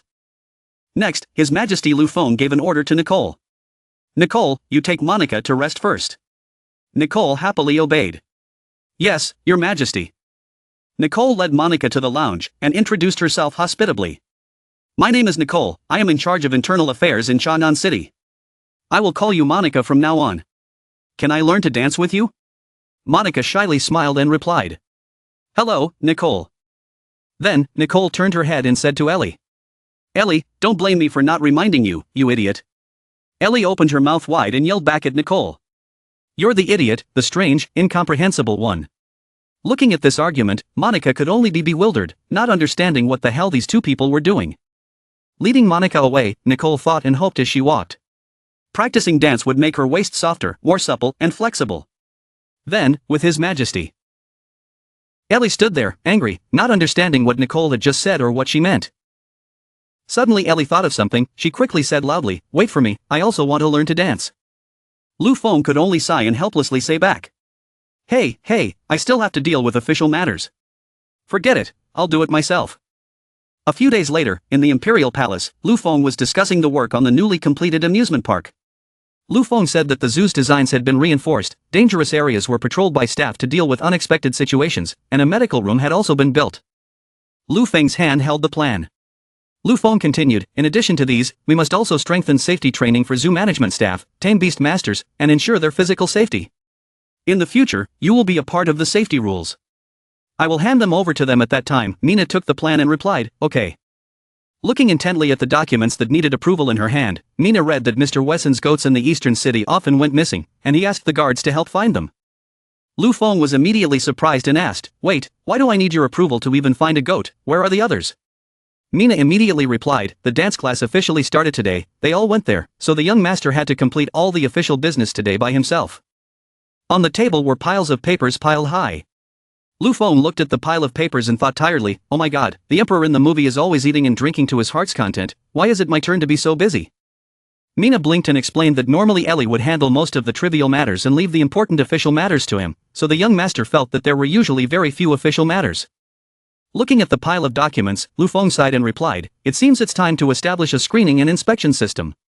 Mina asked in surprise, what is that? Lu Feng explained, simply put, it was the departments that arranged their own personnel, responsible for sorting and classifying official documents, roughly dividing them into urgent, important, documents that they did not have the authority to handle, and trivial matters.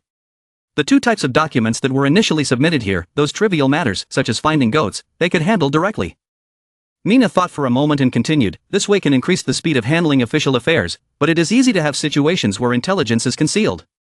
Lu Feng continued, that's right, so this system needs to set up some accompanying rules, I will set up specific implementations later, and then I will show it to everyone. Looking at the mountain of official documents, Lu Feng thought to himself, no wonder Ellie thought he was pregnant before, it turns out she was shouldering so much for him, it's good to let her rest now. Mina looked at Lu Feng and said, after we finish dealing with these things, let's go see Ellie and the others. Lu Feng happily agreed, okay. At the ballroom. Lu Feng looked at the large number of people, lining up to register, they even waved to His Majesty. Mina praised, recruiting students, arranging the art room, and today she even hosted the opening ceremony. Monica is not bad. Mina also agreed, yes, she did a job beyond expectations. The ballroom attendant saw Lu Feng coming and immediately ran out to greet him, Your Majesty, are you here to inspect? I'll go call Miss Monica. Lu Feng stopped him, don't, I just came to look casually. There's no need to disturb her. You should mind your own business. The staff immediately replied, yes, Your Majesty, please take your time to visit. Lu Feng replied kindly, thank you. Mina raised her hand and called Lu Feng, young master, look. A staff member of the dance studio was telling the two of them, Grandpa, your granddaughter is very talented. We will arrange for her to study for free. We will not bury her talent, the old man asked suspiciously. Is it really free? Wouldn't they charge all sorts of fees when they officially enroll? We really don't have the money. The staff happily replied, not only will we not charge any fees if she studies well, we will also arrange a job for her in the future. This is a public dance class built by His Majesty, funded by the country's finances. The old man happily patted his little granddaughter's head and said, Your Majesty is really too good. And Luan, you must repay your Majesty properly in the future. The adorable little girl immediately replied, Grandpa, I will definitely do so. In such a warm atmosphere, Nina said to Lu Feng, I seem to be able to understand the young master's original intention when he established the free training classes. The young master doesn't just hope that everyone has a place to have fun. Lu Feng replied, yes, perhaps the possibility is very small, but he wanted to use this method to allow everyone living under the sky, regardless of race, age or gender, to have the same opportunity. Lu Feng became unusually warm, and continued, living his own life. The two of them walked to the door of room 205. Nina said, Young master, this is room 205. The teaching assistant said that Ellie and the others were here all day, and he wondered how their studies were going. Nina winked mischievously and continued, now that the young master suddenly appeared, he might see something he shouldn't. Lu Feng calmly replied, what could be wrong with him? Lu Feng pushed the door open with his hand. Before the door could be opened, screams came from inside. Be gentle, it's so comfortable. Immediately after that, Ellie shouted, no, young master save me. Hearing this, Lu Feng immediately opened the door. Ellie, are you okay? What Lu Feng saw was Dee's plump breasts being squeezed in the tight shirt. Dee was sitting with her legs crossed on the floor, her face looking uncomfortable. Lu Feng was speechless when he saw this, staring blankly. Flay was also sitting with his legs stretched out, pressing his body forward with difficulty, making a few small ah sounds. In the gym, the sound and images were a bit chaotic. Ellie was being instructed by Monica to do leg presses on the bar. Monica pressed Ellie down and said, come on, hold on a little longer. Ellie was screaming in pain. The girls were practicing enthusiastically on the floor. Lu Feng stood still for several minutes, witnessing the thing that Nina said he shouldn't see. Then he ran out and slammed the door, embarrassedly saying, I'm sorry, and everyone continued on. Nicole suddenly ran to open the door and called out, young master, why are you here? Hearing this, everyone suddenly stopped Lu Feng's siege and happily said, the young master has arrived. Ellie was frozen, her mouth wide open, thinking that her ugly appearance just now had been seen by the young master. Ellie was so embarrassed that she became angry. The angel in her comforted her, saying, don't worry, such a good young master wouldn't hate me even if he saw me. Ellie immediately denied it, I don't care if the young master hates me or not. But the little devil inside Ellie spoke up. With so many young masters around, she was already flat-chested and unranked, and now she was embarrassed. Ellie was embarrassed, her cheeks flushed red, and she shouted, so what, I don't care. Ellie's every action was in direct contrast to her words, it was impossible not to notice. Ellie looked at Lu Feng who was surrounded by those women. Flay asked Lu Feng, young master, look at your wings, they've grown a lot. Nicole asked again, young master, are you hungry, did you bring any food? Lu Feng saw Ellie standing alone in a corner and called out, Ellie, what are you standing there for? Come here quickly. Ellie did not reply, lost in her own thoughts. The young master was too gentle, he did not care at all that she was embarrassed, but the more she did, the more she cared. It felt like she could never look the young master in the eye for the rest of her life, but wasn't her original intention when she learned to dance for the young master. Now she couldn't even mix chicken and lost a handful of rice. Lu Feng looked at Ellie in confusion. Before he could approach the little girl and ask her how she was doing, hurried footsteps and a report rang out, Your Majesty, something's wrong, there's a problem with the construction of the aircraft carrier, the steam aircraft carrier. The worker hurriedly ran over to report, the engineers were fighting. Lu Feng raised his head and replied nervously, At this moment, in the boatyard, two workers were arguing fiercely. The skinny guy said, weapons are the most basic. We should ensure the safe design of the slide and perfect the landing mechanism, and minimize other odds on the boat. Otherwise, how can we fight? Fatty also said that, but according to the design principle, this is a warship weapon that must be controlled by humans, so it is necessary to ensure enough supplies and manpower. Uncle Eli saw these two people getting angry and immediately stopped them, stop arguing. Listen to me, Visa has already gone to invite His Majesty. The skinny guy pushed Uncle Eli hard and said, this matter has nothing to do with you. Seeing that, the fat guy got angry, why did you push him? The two of them then jumped into a fight. The skinny guy was pushed to the ground by the fat guy, angrily shouting, if it wasn't for you fighting with me, I would have pushed you. The fat guy pushed the skinny guy to the ground and said, that horsegroom not only has no qualities, he also wants to fight. The skinny guy shouted, the mothership was originally for fighting. Uncle Eli helplessly exclaimed, what's going on? In the midst of the tension, Lu Feng appeared and said, "Okay, everyone stop arguing and stop causing trouble." The workers stuttered, "Your Majesty." The two people fighting on the ground were startled when they saw Lu Feng appear. The skinny one immediately said, "Your Majesty is here, get up quickly." Lu Feng sighed and replied, "I already knew about your dispute from Visa, now I want to hear your thoughts with my own ears." The two workers who had just fought stood up. Lu Feng continued, "Uncle Li, why don't you speak first?" Uncle Li replied, "Yes, Your Majesty." He began to narrate the story. "After we studied the blueprints of the steam aircraft carrier that His Majesty gave us, we discovered that with our technology, if we were to use the aircraft carrier, then the takeoff and landing equipment, its slides, and storage space would take up most of the ship's volume area." Let Lu Feng finish visualizing, he continued, "Captain Allen thought that the area of other areas should be reduced, to ensure the firepower of the aircraft carrier. Captain Vent thought that under the circumstances of maintaining other areas, the spaceships should be arranged reasonably." After the two people finished speaking, Uncle Li continued speaking. Everyone kept talking and arguing. Lu Feng, on the side, helplessly put his hand on his forehead. Then, Lu Feng spoke up to resolve the matter. The relatives were the most elite technical staff of the Han Dynasty, yet they were fighting over such a small matter. The two sailors had to stand before His Majesty Lu Feng and keep saying, "I'm sorry, Your Majesty, I argued too much and got angry." The fat man also continued, "Your Majesty, I was also wrong, please deduct my salary." Lu Feng said angrily, "You guys did such childish things, of course you should be punished." Then Lu Feng suddenly softened his voice, walked in front of the two boats and said, "This time the punishment for the last two people was doubled." Lu Feng's words surprised the whole factory. Lu Feng continued, "You guys are not limited to the design drawings I gave you, but combine the current situation to think and innovate. The future of the country will be led by everyone. I am very happy. The double bonus is to encourage everyone's creative spirit. If others also put in the same effort to research, they will all be rewarded. You two don't need to refuse." The two who had just fought were now hugging each other and crying. The skinny Allen said, "His Majesty acknowledges our efforts." The fat Vent also added, "His Majesty is really too good. I will definitely do my best for His Majesty." Lu Feng's decision to give a big bonus made the workers happy.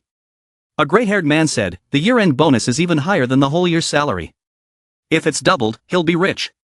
The skinny Allen said, "I want to buy another house." The fat Vent continued with tears in his eyes, "I finally saved enough money to get married." Lu Feng turned around, raised 3 fingers and said, "But don't be too happy too soon, fighting in front of everyone. Violating the safety regulations of the shipyard, all participants will be punished with 3 months salary deduction. If they repeat the offense, they will permanently lose their promotion qualifications." The other two replied in unison, "Yes, Your Majesty, we will not do it again in the future." The skinny guy turned around and said something a bit rude, "Whoever fights is a dog." The fat guy immediately replied, "Let's be civilized, just attack with words." Lu Feng said to Uncle Li, "Uncle, the fine salary will be sent to the orphanage." Uncle Li immediately replied, "Your Majesty, don't worry, I will arrange it." In his heart, he admired Lu Feng and said, Lu Feng was fair in his rewards and punishments, he was the wisest monarch he had ever met. Lu Feng held the blueprint in his hand and said, however, everyone's worries were not wrong, the spaceship used on the aircraft carrier would indeed have a series of problems. Opening the blueprint in his hand, Lu Feng continued, "Therefore, we must produce a very sophisticated aircraft, more suitable for aircraft carriers." The picture shows a blueprint of an aircraft. Lu Feng said, "Then its name is a fighter aircraft. This type of aircraft can inherit more powerful weapons and attack targets more accurately. Once researched successfully, our Han Dynasty will be invincible." This fighter plane was really powerful. As soon as it flew over, several bomb craters appeared on the ground. Lu Feng looked at everyone and continued to talk about the purpose of the weapons that were developed. These weapons were not born to kill, their existence was to protect, for love. The Han Dynasty was not established for long. Inside there are always nobles who want to destroy the peace at any time, outside there are powerful countries like Fabro that want to swallow us. We must hold sharp weapons, swords facing outwards, only then can we protect this difficult peace, protect our family and friends. Lu Feng's eyes became sharp, and he continued, "Does everyone agree to unite as one, help technology develop, protect yourselves and your families, and protect this country?" Everyone raised their hands in unison, I agree, for Han Dynasty." Looking at Lu Feng's majestic back, listening to the king's noble ideals, the workers cried and cheered, "Long live your majesty, long live your majesty." Lu Feng looked forward. The Visa crewman fought as he cried, "I don't know why, my tears just won't stop." Visa recalled that glorious past, what had happened. Until later, when the older Visa saw the empire grow stronger, he understood that the tears could not stop today. They were not building ships, but writing history. Lu Feng still stood there, radiant with majesty, inspiring everyone. In the imperial palace, Ellie and Lu Feng were sitting at the table discussing work. While looking at the documents, Lu Feng said, the document approving the bonus for the shipyard's core staff, you can give it to Uncle Eli directly tomorrow. Ellie replied, okay. The little girl was thinking sadly, the young master probably still remembers the embarrassing incident when she learned to dance during the day, right? Ellie looked at Lu Feng, covered her mouth with paper, and asked a little embarrassedly, cough cough, young master, this afternoon, you have it. Lu Feng looked at the shy little fox, how was this afternoon? Ellie threw herself into Lu Feng's arms, changing the subject, her face flushed as she said, this afternoon, High-Yen City sent a telegram back.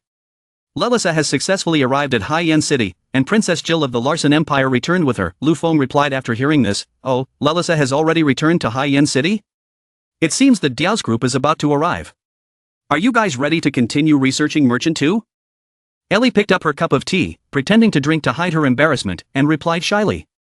Don't worry, young master. Nicole and I have already made arrangements. Aren't you curious about that princess? Lu Feng leaned close to Ellie and sarcastically replied, I really hope you're curious. Ellie's face turned red and she replied, I don't have it. Lu Feng moved closer and closer, pressing Ellie onto the chair, calling out in a somewhat urgent voice, Ellie. Lu Feng's actions made Ellie confused, thinking in her mind, the young master surely doesn't want to be here, how embarrassing. Lu Feng got closer and closer, his voice deep, if those merchants were coming. Lu Feng suddenly took out a file and said loudly, give this letter to Nyoda, allowing the foreign princes and princesses who were detained in Lingu City to go to Chanan City. Ellie shyly held the letter and asked, the young master just now, wanted to get this letter. Lu Feng replied excitedly, otherwise what? Lu Feng's action made Ellie angry and think, the young master really saw that she did something bad today, so he intentionally teased her. Ellie angrily stood up and left, the young master was really too evil.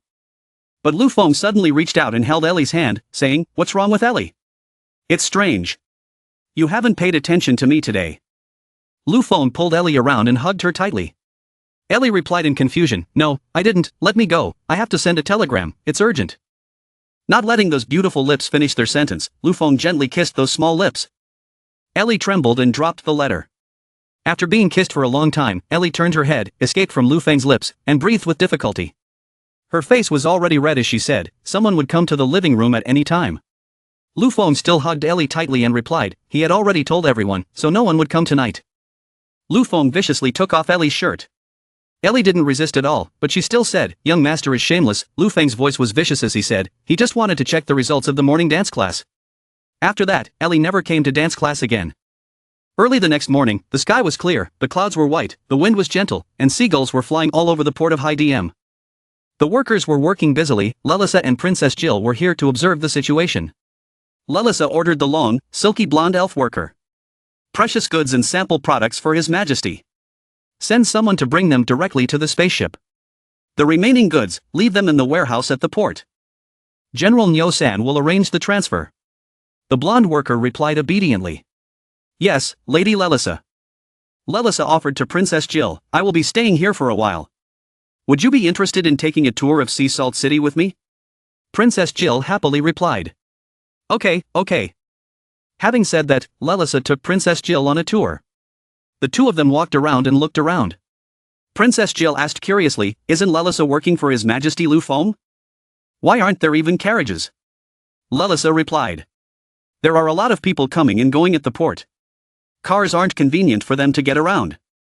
So I usually tell them to stop outside the port. Princess Jill's eyes widened in confusion. Suddenly she saw a four-wheeled thing emitting smoke in front of her. She asked Lelisa again. Car. What is a car? Is it something emitting black smoke? Lelisa replied. Yes. A black-clothed guard stepped down. He took off his hat and bowed respectfully. Lelisa. Princess Jill. Lelisa replied. No need for formalities. Princess Jill looked at the car in front of her and thought to herself. It looks like a big insect. So ugly. Just out of the harbor. Suddenly Princess Jill stopped. Stunned for 15 seconds. Eyes sparkling. Admiringly said. This place is so beautiful. At this moment, before her eyes appeared majestic and bustling high-rise buildings. Lelisa said proudly. Yes. Very beautiful. Then, the two of them froze for 5 seconds. On the street, two young men were walking and humming a song together. Princess Jill's eyes were sparkling. She couldn't take her eyes off the clothes they were wearing. She exclaimed. Oh, looking at their clothes, they must be nobles. Could it be that the nobles in the Han Dynasty all did their own work? Lalissa just looked at the merchants and workers walking on the street and explained to Princess Jill. They are common people. The reason why they dress well is because their mental state is very good. One is that there are many job opportunities in the Han Dynasty. People do not worry about clothing. Lalissa continued with pride on her face. Let the people eat well and wear warm clothes. This is the important goal of His Majesty Lu Feng. He did a lot for this. 2. Hai Diem City is a trading city. Most of the merchants are quite wealthy. Princess Jill looked up at Lalissa. She thought to herself. Lalissa, is this why she stayed? She had feelings for him without even realizing it. While lost in thought, a scent suddenly wafted by. Princess Jill let out a hum. Then she just kept walking following the call of this fragrance. The black-clothed guard called her back but she didn't pay attention.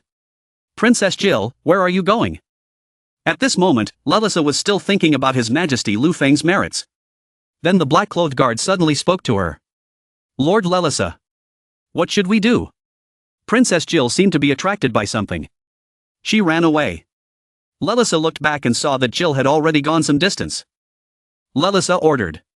The roads and people in Hai Diem City are quite complicated. You go after her first. I will find someone to help. The black-clothed guard obeyed and replied. Yes, then ran ahead. Lalissa hurriedly ran to find someone to help. In her mind, Jill was a guest of the Han Dynasty. If she got lost, it would cause a diplomatic incident. It would bring trouble to His Majesty Lu Feng. Jill, what exactly was she attracted to? The enticing scent led Princess Jill to a restaurant. She said to herself with sparkling eyes. I never thought there would be someone in this world who would attract my attention so deeply. In front of Princess Jill at this moment was a handsome young man. Dressed politely, holding a plate of steaming food. Princess Jill continued. Finally found you. The young man asked in confusion. May I ask? Before the young man could finish his sentence, Princess Jill rushed forward. She hugged him tightly. Her cheeks were red. She closed her eyes and said, My dream lover. The polite young man was shocked. He screamed loudly. Oh my God, Jill, oh Jill. After all, she is the princess of a country. Can she keep it down? She ran in broad daylight. He hugged someone else's son. Really, she still has some integrity. But all this time, the admin thought that Princess Jill was chasing after the call of food. But no, it turns out it was her beauty. Meanwhile, everyone was in a frenzy. They were running around looking for Princess Jill. Lalissa was talking to the man in blue when a black-clothed guard shouted from afar. Lord Lalissa, we found Princess Jill. Lalissa turned around and looked back. Great, take her back quickly. The black-clothed guard said in confusion. My lord, you'd better go and see for yourself. In the restaurant, everyone was staring in amazement. They were whispering and discussing. The bald man opened his mouth and said, You eat better than me. The waiter in the red shirt was also surprised. After years in the business, this was the first time he witnessed the scene and he had to exclaim. How amazing. The green-clothed tourist looked at him with wide eyes. This is the first time I've seen an edible spirit. The cute little beast girl was also surprised. Wow, she's a woman. At this time, the black-clothed guard and Lalissa were also present at the restaurant. Oh my God, can you believe it? 1, 2, 3, 4, 5. Princess Jill had already eaten 5 giant pizzas. And now she was on her 6th. Witnessing that scene, the two of them froze for 5 seconds. The black-clothed guard recounted. Lord Lalissa. When we found Princess Jill. She was eating a lot at the pizza shop. She couldn't stop at all. Lalissa thought to herself. So she was attracted to the pizza. Seeing Lalissa coming, Princess Jill held a piece of pizza in her right hand. She held a glass of water in her left hand. Her face was covered in pizza. Her mouth was eating deliciously as if she had not been hungry for a long time. She spoke. Lalissa, you're here. This pizza is truly delicious. Seeing Princess Jill eating so much, Lalissa asked. Although the pizza is delicious. But eating so much. Is it really okay? Princess Jill put the glass of water on the table and replied. Don't worry. I'm only 80% full. I can still eat more. Then suddenly. Princess Jill stood up. Grasped Lalissa's hand tightly. Smiling, she said. I heard that Chanan City Pizza has the best pizza in Han Dynasty. Can we go to Chanan City immediately? Lalisa turned pale. She replied hesitantly.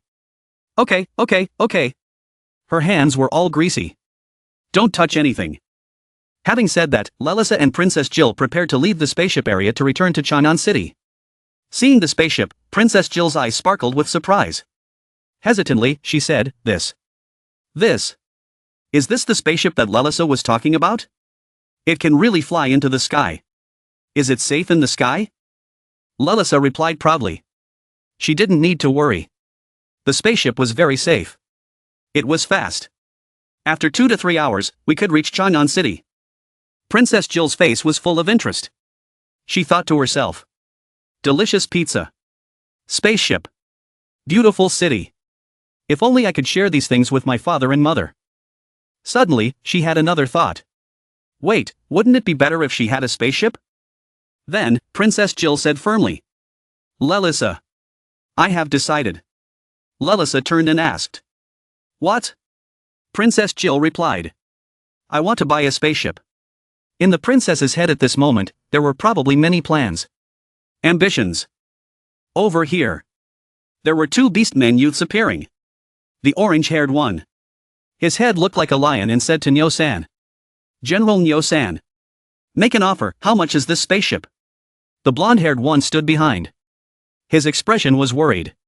He reached out to the orange-haired one. He cupped his hands and said. Here. Then he whispered into the lion-headed man's ear. Big brother. Did you forget? All our money will be paid to Lu Feng. The orange-haired man shouted at the blonde man.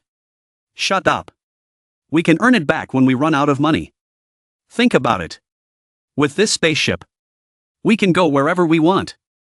Isn't that comfortable? The blonde guy smiled foolishly and replied. That's right. Bye, season. Then the lion-headed man turned back and smiled at Nyo-san. He said. General Nyo-san. Tell me quickly. Nyo-san smiled and replied. The matter of buying and selling the spaceship. You must personally discuss it with His Majesty. The price is not expensive now. Converted to Torola. About 1,000,000,003. After listening. The orange-haired and the blonde-haired men turned to look at each other like stupid boys. The orange-haired man said. Now you have 2 territories. A year is about 550,000. The blonde-haired man said. A year of yours is only 450,000. Raise your hands. Mouths mumble calculations. After a while of careful calculation. The 2 men turned pale. Mouths gaped. Eyes were white, no longer showing the black. Shouted loudly. Without eating or drinking for 130 years to buy it. Seeing that they couldn't afford it, the 2 of them turned around and pretended to dislike the spaceship. The orange-haired guy coughed and said, that. I don't think this spaceship is very practical. We should still hurry to Chanan City. The orange-haired guy also spoke up. I think its appearance is a bit ugly. I don't like it very much. General Nyo-san smiled and replied. Of course. His Majesty also said that. For individual buyers, spaceships are not very practical. So you too should think carefully. Come on. Let's get on the plane. Having said that, Lu-san turned and left. The 2 beastmen saw Nyo-san leave. Tears of regret flowed down their faces. They wished. They wanted to turn into Lu Fenghua. The scene changes to the opening ceremony of Chanan City bus station. A crowd of people gathers and stands in a tight line under the stage. They stare blankly at the modern and advanced cars and discuss with each other in admiration. Is this the bus station that was advertised in the newspapers? How impressive. Look at the car through the window. It's bigger than the one in the newspaper. We, the common people. We actually have the chance to ride in a car. This is not a dream. Someone quickly put his hand over his mouth. Shoo! Stop making noise, His Majesty is coming down. Lu Feng walked proudly on the stage. The entire crowd cheered loudly. They couldn't hide their pride in him. They shouted, Your Majesty. Your Majesty. Hello, Your Majesty. You're so cool. Lu Feng turned to face the crowd. He smiled brightly and raised his hands to signal that everyone could stop shouting. He happily said, Everyone, Chanan City bus station is about to open. I know everyone must be very curious about the bus station. Can't wait to go in and see. I'll say a few less words about the opening wishes. When the people heard Lu Feng's speech, they couldn't stop laughing. Because it was exactly what they were thinking. The girl in the pink dress. Her eyes were filled with infatuation as she stared at Lu Feng and shyly said, "How could that be? We like your majesty like this. We won't blame your majesty for talking too much." The blue-haired youth also agreed with the girl. He immediately spoke. "That's right, your majesty. Please say a few more words." To satisfy the people's wishes, Lu Feng took out a manuscript from his body. He smiled and continued. "Is that so? I just wanted to say a few words casually. Since everyone is so enthusiastic, then I will speak according to the manuscript that Nicole prepared." Having said that, Lu Feng threw out the scroll. It stretched for kilometers. All the way to the tall building in front of him. The people looked a little panicked at this moment. They immediately retracted their words. The catman who had just encouraged Lu Feng to continue speaking now smiled wryly. His expression said, "Oh. Your Majesty, you really did it." The catman was also shocked when he saw the manuscript. He quickly stopped His Majesty Lu Feng. "Don't. The newspaper mentioned the train station 3 days ago. I'd been waiting for days." The guy in brown standing next to him also spoke up. "His Majesty is very handsome. But I'm still more curious about cars." Lu Feng laughed loudly in response. "I was just teasing everyone." After the speech, it was time for the ribbon-cutting ceremony. He took the scissors and decisively cut a basic line into the red ribbon. Lu Feng raised both hands and announced loudly. "Everyone, Chanan City bus station officially opened for business today." At this moment, everyone applauded and cheered. They shouted non-stop. Fireworks were also shot up from the floor to celebrate this start. People began to enter the bus station. They couldn't hide their joy and anticipation. They talked to each other as they walked. "Wow, come on and go. I've been craving for your Majesty's car for a long time. I never thought I'd get to ride in a car while I was alive. Car, here I come." Lu Feng stood on the stage looking at the crowd. Then he turned to Nicole and Mina and said, "We're here, just go sit and watch."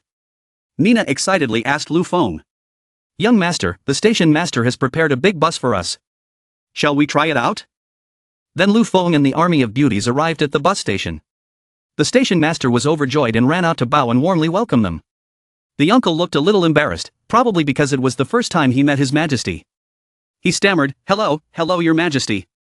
Where do you want to go?" Lu Feng smiled kindly and reassured the station master.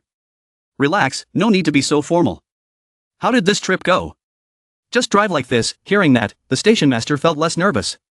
Smiling, he watched Lu Feng introduce the trip route. "Yes, your Majesty, I will introduce it to you. This bus goes around Chanan City along the belt, then exits the city gate. The last stop is Somali City." After saying that, the station master went into the car to prepare everything. As he walked, he thought to himself, His Majesty is indeed as gentle as the rumors say. Flay then pulled Lu Feng's shirt and looked up to ask him, young master, do these public cars have fixed routes?" Looking at Flay's innocent face in this question, Nicole giggled. She covered her mouth with her hand and said, "It's related to public transport and the route map. The young master has already published it in the newspaper." "Flay, haven't you read it?" Flay made a stupid face, turned his head to look behind him and replied, "The wings have grown a bit recently. I've been practicing flying, so I haven't looked." Hearing this, Lu Feng explained to Flay, "The bus has a fixed route, carries moving passengers, just consider it a special type of carriage. Currently, there are a total of 5 routes, with a trip every 10 minutes. The earliest bus is at 6 a.m. and the last bus is at 11 a.m. News of the stations has been published in the newspaper." After hearing Lu Feng's words, Flay became even more flustered, his eyes wide open as he looked at everyone, while Shirley had already received new knowledge. Her eyes were shining as she looked at Lu Feng and said, "I understand, if you live in the old city but work in the new city, then you can take the bus, no need to compete with others for the horse carriage." Lu Feng smiled and replied, "That's right." Disa's expression was a little tense as he asked Lu Feng, "Young master, I have a problem." Suddenly Mina interrupted Dis. She pointed at the bus window and continued, "Young master, what are those numbers for?" Lu Feng replied, "It's the license plate. After all, buses are very similar, and can only be distinguished by the license plate number. If there's a special situation, the person in charge of the bus can be found immediately." Yuffie quickly walked over, smiling proudly as she said, "This license plate was designed by the young master and I." Mina praised, "Yuffie, very impressive." While everyone was chatting, Flay ran up to the car to explore. His face looked very excited and amazed. He immediately turned his head out the door, urging everyone, "Wow, this car is different from the normal cars we usually sit in. Everyone hurry up and take a look." Lu Feng's girls got on the bus with bright smiles. Yuffie quickly chose a seat. I want to sit in the front. Mina put her hand on Ellie's shoulder and said with a smile, the young master once said, the middle seat is the most stable, I want to sit in the middle. Nicole's cheeks turned red. She had been shyly following behind His Majesty Lu Feng. It turned out she had a plan. She thought to herself, I want to sit with the young master. Only Dees was left standing at the end. Lu Feng turned his neck to look at her and smiled, asking, Dees, did you just want to ask something? Dees asked in surprise, young master, did you hear? After getting on the carriage and settling into his seat, Dees scratched his head and hands to express his doubts. It was that there were already enough carriages in Chanan City, and now that this carriage station had opened, if the carriage station's business affected the carriage business, wouldn't there be many unemployed people? I don't understand the exact situation. If I said something wrong, young master, just pretend I didn't say it. Lu Feng did not reply immediately but praised Dees. The problem she mentioned was very good. Dees, you have improved a lot recently. Hearing that, Dees's eyes sparkled as she looked at Lu Feng and was secretly happy in her heart. The young master was praising her. It was not in vain that she had taken so many makeup classes. Lu Feng calmly explained Dees's question. The development of automobiles would definitely affect horse-drawn carriages, but regardless of safety or performance, automobiles far surpassed horse-drawn carriages. Nowadays, small cars and buses were just two of the types of steam-powered vehicles. In addition, there were also freight cars, guide cars, and other specialized transport vehicles. From the perspective of historical development, the future will be a world of cars. Of course, due to the limitations of current technology, it is impossible to produce large quantities of cars, and the price is high, and ordinary people cannot afford it. But in the future, cars will penetrate into every home. Therefore, if the horse-drawn carriage industry wants to continue to develop, it must find a new position. At the same time, we must properly guide the unemployed to prepare for the new industry. Hearing this, Nicole suddenly remembered something. She made an ah sound, then pointed and said, when I was cleaning the young master's room, I read the plan for developing the carriage industry. It seemed to be aimed at these issues. Dees looked a little disappointed and said, so the young master had already thought of this. I was worried for nothing. Seeing this, Lu Feng immediately leaned forward, stroked Dees's head with his hand, and said with a warm and gentle smile, it's okay, your question has given me a new inspiration. I plan to increase the compensation structure for unemployed employees. Lu Feng's action caused Dees's cheeks to turn red. She looked at him with emotional eyes and said, young master. Shirley looked at Lu Feng's back and smiled to herself. His Majesty Lu Feng and the leaders I met before. They are not the same at all. Coming to Chanan City was the best decision we ever made. Along the way the bus passed through a rather smelly neighborhood. People were busily repairing something. Nicole covered her nose and said with an annoyed expression. What are those people digging for? It stinks. Dees seemed immune to the smell. She scratched her head in response. It's fine. It doesn't stink that much. Flay immediately threw himself into Lu Feng's arms. Pressed his face against his chest. Wrinkled his face and said. I can't stand it. Lu Feng explained about the stench. They are renovating the waterway. Chanan City's drainage system is very chaotic. Discharge and drainage are mixed together. Accumulated over 5 months. Accumulated a lot of garbage. She couldn't help but smell. Mina sat still and said nothing. The stench hadn't reached her limit yet. Ellie was about to vomit. She covered her nose and said, they're renovating the sewers down there? Lu Feng stroked Flay's hair and continued. But everyone can rest assured. After the renovation of the drainage and sewer, the phenomenon of clogged sewers will decrease. It will be more convenient to handle. And there will be no flood disasters in the rainy season. Shirley's eyes widened in admiration. Wow, this project is so useful. Your Majesty is amazing. Nicole turned to look at Shirley. She spoke. The young master has many more advantages. She will know later. Flay looked at Lu Feng and asked in confusion. Then don't the workers have a hard time? Lu Feng smiled and replied. It's hard work. But the treatment we give is also very good. Ellie elaborated on Lu Feng's words. Salary tripled. Dormitory food provided. If you become a core member, your salary and benefits will increase further. There were a lot of applicants before. We couldn't even screen them. Lu Feng turned to look at Dees and said. That's right Dees, the safety and support when going down the waterway in the future will need the participation of the security department. The newly built waterway is very large. It covers the entire underground of Chanan City. It is very easy to become a place for crimes to arise and hide. We will send reinforcements to Timothy. Field probably won't target us directly. But I will definitely send Black Iris to secretly observe. When I return, I will give you the relevant documents. You choose a team of people, specifically in charge of security under the waterway. Dees looked at Lu Feng with an excited expression and replied. Young master, rest assured. After returning, I will immediately arrange the manpower. There is no need to be polite if there is a need here. Ellie and Flay unconsciously put their hands on their chests. Their faces were red, their eyes were sad, and their hearts were filled with jealousy and resentment. Are big breasts so great? Lu Feng smiled and replied. That's good. The scene changes to the castle where Princess Field resides. She is letting her hand lead the scenes in the pool. Deacon Hong walks in to report the situation. Your Highness. Everything is prepared as you said. But is your coronation ceremony really that simple? Princess Field replied coldly. It wasn't like this was a coronation ceremony after completely conquering Yadian. It was fine. Have you brought that old man yet out yet? Are you sure he will cooperate with our plan? Hongchat smiled and said, yes. He took the medicine. He is nothing more than our dog now. Princess Field narrowed her eyes. Her pupils turned red. She warned Deacon Hong. No matter how obedient she was, she could still bite her master back. Don't be careless. Then she turned and left, urging Deacon Hong. Let's go. There's still a play to perform. Princess Field continued with a sad expression. Unexpectedly. I clearly hate the Catholic Church. There will come a day when I have to borrow their power to become king. Forget it. As long as I can achieve my goal, I don't care about any means. Princess Field and Deacon Hong walked down the street with a cold and arrogant demeanor. A subordinate hurriedly walked up to Field to report the situation. Your Highness. The city has basically restored order. Arrangements have been made for the refugees. Princess Field coldly replied. Very good. The people passing by were whispering endlessly. She was Princess Field. She was the one who helped us get food. Princess Field thought to herself with a pensive expression. The old nobles of Yadian really couldn't make it to the top. They even stole the rice from the refugees. Forget it. Keeping it for now would be beneficial. Suddenly, a little girl fell to the ground, not knowing how she was walking. She let out a painful cry. The bowl of soup she was holding was also thrown out and splattered everywhere. At the same time, Princess Field passed by.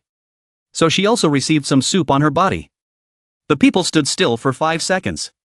They held their breath, not daring to say anything. Deacon Hong quickly took out a towel from his body. He ran up and asked, Your Highness. Are you okay? Are you hot? Princess Field coldly replied. No problem. Deacon Hong was wiping the soup stains on Princess Field's dress while scolding the guards. What's going on? How are you maintaining order at the scene? The guard stammered. Your Highness. This was an accident. The child was crying and sobbing, trembling with fear. He kept apologizing. I'm sorry. I didn't mean to. The guard was furious. He pulled up his sleeves, preparing to hit the crying little girl. He kept cursing her. Little bastard. How dare you touch His Highness Field? Seeing that, Princess Field shouted loudly. Stop. The child looked up at Princess Field. Tears streamed down her face. Field looked at her and remembered her little sister. She knelt down with Princess Field on the ground. She opened her hand containing the coins and said gently, Take this. Exchange it for some food. The child was still in a state of panic. She stammered. I can't take it. Princess Field placed the gold coins into the child's palm. She continued. Take it. Then she helped her up. The little girl stopped crying. She held the gold coins tightly to her chest. Princess Field stroked her hair and smiled lovingly. Take it. Eat your fill. If you want to thank me. When you grow up, study a little more. Contribute to the country. That's enough. Then she ordered Deacon Hong. Take the girl away. As for the other refugees, she personally arranged their affairs. Changed their food and lodging. Deacon Hong obeyed and replied. Yes. Your Highness. The guard just now stood there watching and secretly laughed in his heart. He didn't know if his performance would satisfy Your Highness. Just wait. The important drama would come next. It turned out that all this time was just an act that Timothy had set up for the people. But they didn't know that. So Princess Field's gentle and kind gestures had won the hearts of the people. They all couldn't help but admire His Highness. Ah, Your Highness is so gentle. Your Highness treats us so well. Not only did he overthrow the main cult, he also arranged jobs for us. A hurried step ran over. He ran and called out loudly, Your Highness Field. It turned out to be the old Archbishop Yad, his face full of fear and anxiety. When he saw Princess Field, his eyes lit up and he said, Finally, we've met you. The people around him stared at him with wide eyes. The blue-haired girl grimaced and said, Your Highness, the Archbishop Yad is like crazy. He's trying to see you. I can't stop him even if I want to. As soon as he saw Princess Field, he fell to his knees. Tears streamed down his face. He held the holy spear in his hand and began to speak sweet words of flattery. Her Highness Field, no, my queen, the god who descended to the prison last night, used a miracle to tell me, she is the most holy monarch of Yadian's future. Yadian will become a powerful country under her leadership in the future. The people turned around to watch. They were amazed by the flattering words of the old cult leader Yad. What is he saying? He called her Your Majesty.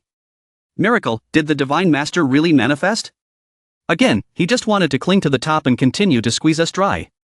But Her Highness really treats us well. Princess Field replied with a disdainful expression, Get lost. Then she kicked the old priest Yad in the chest, sending him flying into the corner of the wall, screaming in pain. Princess Field said in a harsh voice, Don't think so. I will restore your priest's status as the state religion. She ordered the soldiers. Take him back to strengthen the guard. Don't let him run away again. Old Yad was carried away by 2 soldiers. His face was not willing. He kept turning his neck and pleading. Your Majesty, what I said is true. Your Majesty, you are my successor. Only you can save Yadian. It was all because I was blind before. At this time, the guard also kept calling. Your Highness, Princess Field frowned and asked with suspicion. What? Do you want to beg for that old man so that he can continue to cause trouble for everyone? The guard knelt down on the ground. He placed his hand on his chest and said, No, Your Highness, the leader of the church may have done many evil deeds. But I feel that what he said is not completely untrustworthy. Your Highness is compassionate. He cares for the people. Only then is he worthy of being the queen of our Yadian. Only Your Highness can save Yadian. At this time, the surrounding people were also talking excitedly. Don't say it. Yesterday, I was in the ruins of the temple and saw a strange light. At that time, I thought I was seeing things. Could it be that the god really showed up? Say it like that. Could it be true, the god really performed a miracle? Regardless of whether it was a miracle or not. His Highness exempted taxes, distributed food, and arranged work. How is that any different from the god? Anyway, I don't want to go through the same days again. Suddenly a woman knelt down on the ground, bowed low and begged. Your Highness, please, be our queen. We need you. Then, gradually, the crowd knelt down. There were thumping sounds. They spoke loudly in unison. We hope that Your Highness will become our queen. Unify Yadian. In front of the trust and support of the entire population. Princess Field only gave a meaningful smile. The scene changes to Timothy's territory's military camp. Timothy is instructing the soldiers in archery practice. She speaks loudly. The armored army and our soldiers work very well together. Our chances of winning are very high. Nyoda holds the paper in his right hand, looks at it thoughtfully, and says. However, the armored army is very flexible. Your Highness Timothy. We need to negotiate based on the actual terrain. A soldier ran over with a piece of paper in his hand. Urgently said. Report. The detective delivered the latest news. Field had established herself as the Empress of Golden Eagle City. Duke Willer frowned and said. So suddenly. Robin stroked his chin and replied thoughtfully. Not suddenly. Field had already taken over most of the cities of Yadian. To make the people submit. She must declare herself emperor. Duke Willer began to analyze. Here. What should we do? Their forces were already larger than ours. Now wouldn't we be in even more danger? Her Highness Timothy seemed to have found a solution. She clenched her fists. Her face was radiant as she said, Humph, before that, we might have been in danger, but now, I have His Majesty Lufeng, who has the upper hand is still uncertain. Robin sighed. He said with a sad expression. Your Highness. Please calm down. You don't have His Majesty Lufeng yet. You only have his reinforcements. Timothy shouted angrily. Get lost. Right now in Chanan City, the atmosphere here is extremely bustling. Ellie walked into Lu Feng's study. Report the situation, the bus is very welcome. However, recently there have been quite a few traffic accidents. Lu Feng put his hands on the table, stroked his chin and gave an order to Ellie. It seemed that he couldn't just rely on the press to promote safety. Pass down the order. Use the commune or village as the unit to conduct safety speeches. Nina kicked open the main door. Her face was flustered and she hurriedly reported an urgent matter. Young master. Something's wrong. I received an urgent report from the detective. 2 days ago, Field declared himself emperor in Golden Eagle City, Yadian. Aiken sent more specific information. She said Field took advantage of the high priest and the old nobles of Yadian. Just then, Ellie became worried and quickly said, Field's strength is now strong. She won't attack, right? Lu Feng was still very calm. He shook his head, as if he could see through Timothy's heart. Lu Feng said, No, Ellie, you underestimate her. Field is not a person with limited knowledge and ambition. Her target is the Han Dynasty, but not only the Han Dynasty. This point. From the way she ascended the throne, one can clearly see one or two things. She could have directly crowned herself as king. By doing so, her subjects would also submit to her. But she was not satisfied. First, she allied with the old nobles, ensuring their status and benefits. Then, she pulled them into her camp. Furthermore, the military and theocracy in Yadian had been established for hundreds of years. Although Field had pulled Yad down from the altar, the people's views could not be changed overnight. She saw the advantages of establishing Yad and winning the hearts of the people. In the future, she would definitely continue to confirm Yad's prophecies and continue to strengthen her position in the hearts of the people.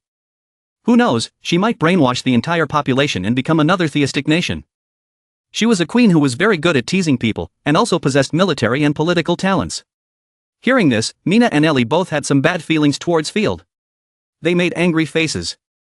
Lu Feng frowned, his face full of determination as he continued speaking, also his future rival. Ellie walked back and forth in the room, her face full of desire to find a safe way out. Suddenly she had an idea. So what should we do? Or should I go find a dangerous place and build a fortress? If something happens, young master can hide there? Mina held the pig slaughtering knife in her hand, her eyes sharp as she said, Young master, why don't you strike first? I'll take care of her. Lu Feng laughed at Mina and Ellie's bold ideas. He calmly said, Don't worry. Field is formidable, but he is not a pushover. He has already thought of a plan. He will not let her grow strong. Scene changes to Air Force training ground. Flay is working hard on his archery test. Drew said loudly. Flay, the final test. Flay pulled the bowstring taut, squinting at the target. She cheered herself up. Calm down, I can do it. After hearing the command, she released her hand. 3 arrows flew forward. Flay held his breath, waiting for the result. As expected, all 3 arrows hit the bullseye of the target. Drew gave Flay a round of applause. He walked over to Flay. Patted her on the shoulder. Flay, well done. Your aerial archery score is excellent. Next. You can go to another training ground to practice shooting. Flay was overjoyed to hear that. She smiled and replied. Yes, Deputy Captain. At this time, Lu Feng, Mina and Ellie were also present at the Air Force training ground. Lu Feng also praised Flay. Flay, I didn't expect you to improve so much. Lu Feng's appearance made Flay unable to control her emotions. She exclaimed. Ah, young master. Your Majesty. Then she quickly rushed into our Lu Feng's arms. Hugged him. She happily asked. Why are you here? To visit me? Lu Feng smiled and replied. He had something to discuss with everyone's deputy team leader. Ellie also smiled at the intimate actions of the two of them and said. The relationship between Flay and the young master is getting better and better. Nina replied. Flay let go of Lu Feng and grabbed his wrist happily saying. Then everyone talk. Lu Feng looked at Drew with a serious face and instructed. Drew. 2 weeks later. I want to send the Air Force to attack Yadian. I hope everyone will prepare in advance. Drew confidently replied. Your Majesty, rest assured. We will definitely complete the mission. Lu Feng continued. Except for that. The Ministry of Science and Technology designed a military spacecraft. I hope to be able to operate in Yadian. Put it into use. The specifics come later. Ellie will explain it to you. Ellie took the plan and stepped forward, waving to Drew. Seeing this, Drew immediately greeted back. "Hello, Lord Ellie." Ellie smiled and got straight to the point. She said, "The new military spacecraft has changed a lot in terms of combat. Everyone's combat methods also need to adjust accordingly. No need to be so nervous. It's not a big deal. It's mainly when the spacecraft's function is also used for civilian purposes. Civilian and military purposes. It's not very suitable for the Air Force." Drew smiled and replied. "I understand, Lord Ellie." Flay asked Lu Feng with a blank face. "Young master. Could it be that the situation in Yadian has gotten worse? Didn't we just send the armored army? Why send the Air Force again?" Lu Feng looked at Ellie and explained. "No, he only intended to have the Air Force carry out support missions like burning the food storage." Hearing that, Flay smiled brightly. His eyes lit up and said, "I understand. I understand. Burn their food. Just like when my wings were cut off. I won't die. But I will be seriously injured." Lu Feng bent down. He pressed his hand against Flay's forehead and scolded her lovingly. "Your example is very accurate. But I don't want to hear you say that anymore." These actions of Lu Feng towards Flay made Mina feel a little jealous. She thought resentfully. The young master is so gentle towards everyone. But the young master hasn't been like this towards me for a long time. Lu Feng turned to look at Mina and said. "That's right, Mina. The bird tribe is a rare breed, to minimize the loss of their members. I want you to open a class. Teach them the art of concealment. What do you think?" Mina immediately agreed. She replied. "No problem. Leave it to me." Flay touched her forehead. She thought to herself. The young master is always thinking of his clan. Everyone protected him like that before. I have to do something. Then she immediately asked Lu Feng to let her participate in this activity. "Young master. I also want to participate in this action. Is that okay?" Lu Feng shook his head, flatly refusing. "No way. Before Leia came to Fabro, he asked me to. I will definitely ensure your safety." Flay held out her wings in front of Lu Feng and continued to persuade. She doesn't understand the situation. "Young master. Your wings have grown back. Moreover, I just saw it too. Your training results are very good." Lu Feng still did not waver in his decision. He said. "Training results and actual combat are two different things. The battlefield is still very dangerous for you." Flay remembered the times when there was fighting. Her sister Leia always told her to run away. "You're too young. It's too dangerous outside. Just stay here and be good. You hide here. I'll go out and lure them away." Every time like that, she felt so sad and disappointed. Her eyes filled with tears as she watched her sister's back. Then Flay burst into tears. Leia quickly turned back to comfort her sister. "Flay. This world is very dangerous for the bird race. You must disguise yourself as a human. Live well." Back to reality. Facing Lu Feng and everyone. Why was she rejected so many times? Because everyone heard she was too young. Had no combat experience. Flay was furious. She shouted loudly. Everyone was so annoying. Her eyes filled with tears as she continued. "Everyone always protects me. But have you ever thought about it? I also want to protect everyone. I can't let everyone protect me forever." With that, she left by herself. Flying into the air. Lu Feng called out again. "Flay." Mina hurriedly told Lu Feng. "Young master. Hurry up and chase after her." Lu Feng replied with a worried expression. "Okay." Mina stood still watching Lu Feng chase Flay and thought to herself. The young master has more and more people around him. There are also more and more things that need his attention. The young master can't be like before. Always caring about me. Isn't this a very normal thing? Why am I? Before leaving, Lu Feng turned back to tell Mina. "Mina, don't run around. There are no eyes in the sword training ground. It's not good to hurt you. Wait here. I'll come back to find you later." These words from Lu Feng made Mina extremely emotional. She looked at him with eyes full of longing and said, "Young master." After Lu Feng left, Mina placed her hand on her throbbing chest. Her cheeks were flushed. Her expression was full of satisfaction. She thought to herself. What was I thinking just now? The young master is still the same young master as before. He has never changed. Mu seemed to feel office of interest. Flay was sitting huddled up hugging her legs. Her face was gloomy and sad. She was muttering reproachfully. "Why don't you let me go?" Lu Feng walked up to her and said. "You're really here?" Flay turned her head away. She looked angry and closed her eyes, not even looking at Lu Feng. Lu Feng smiled and said, "Are you still angry?" Then he sat down on the chair right next to Flay and confided in her. He could understand her feelings, so he decided to give her a chance.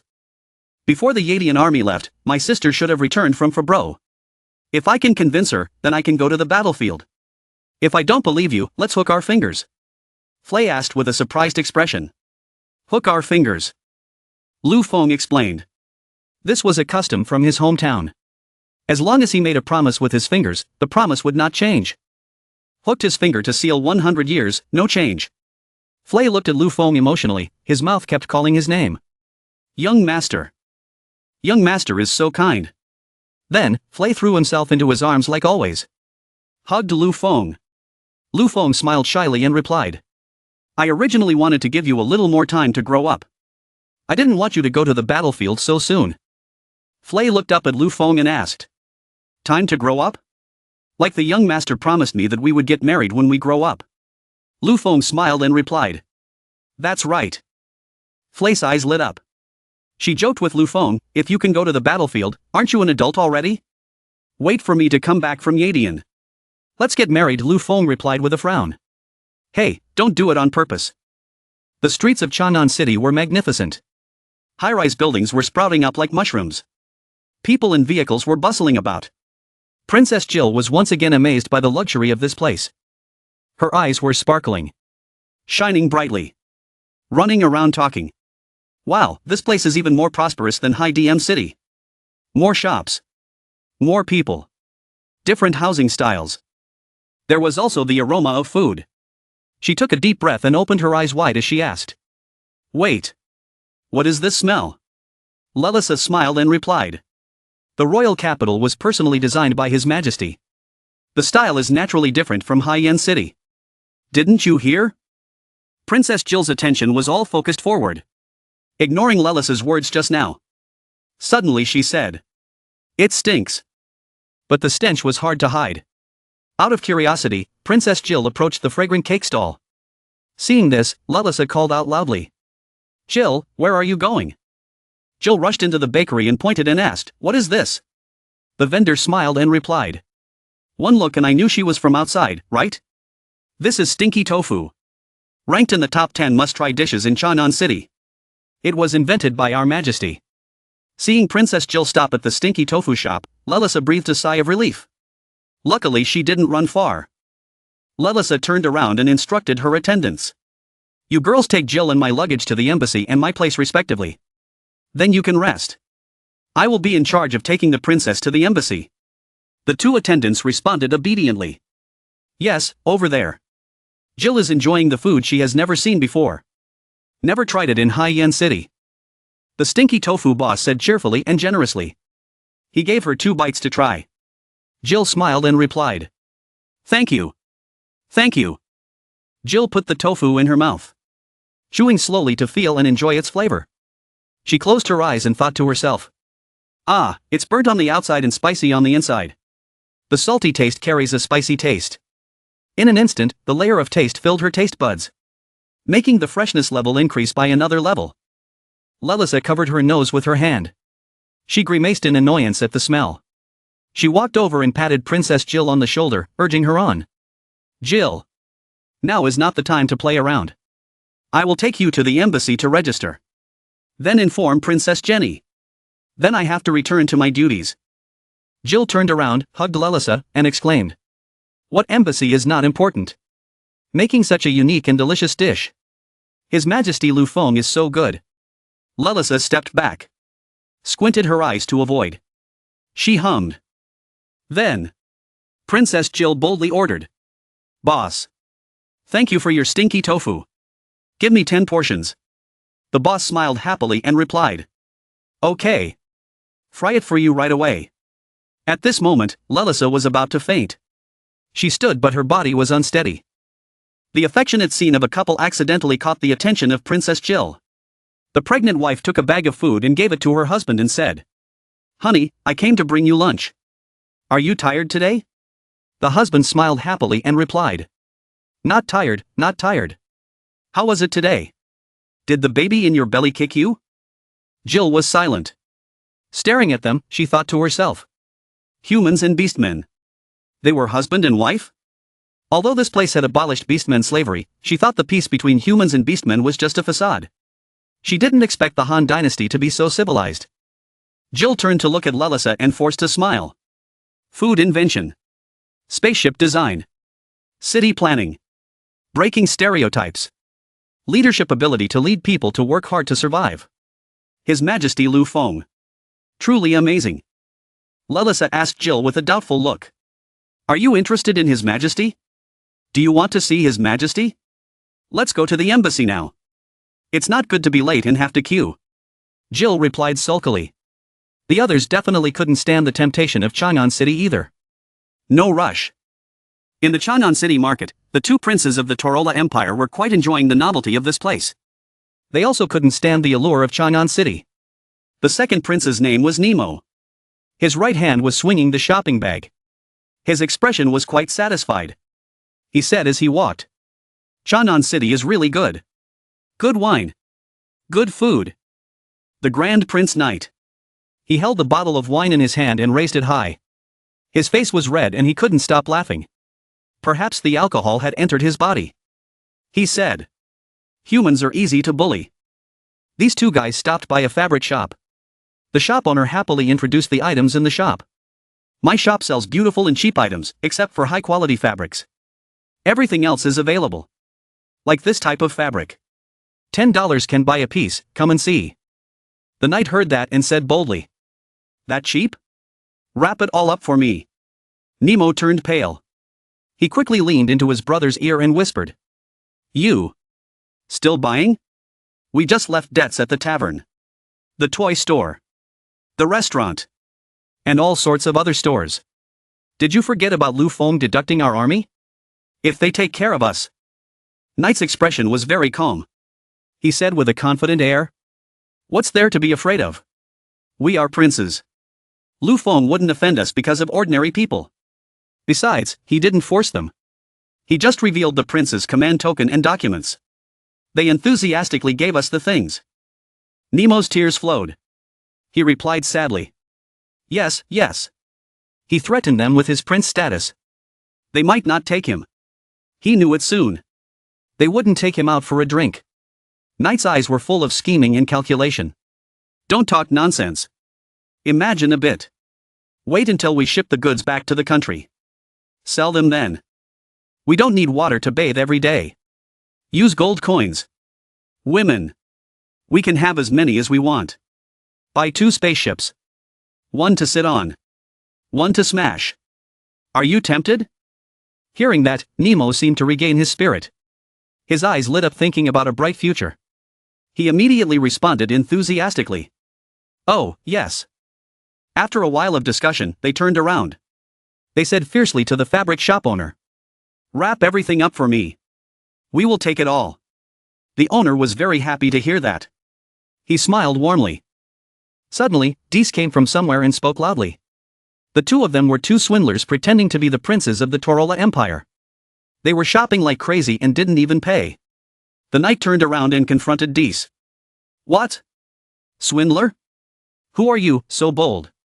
Do you want to destroy the relationship between the Han dynasty and Torola?" Nemo also spoke up. "We are real princes."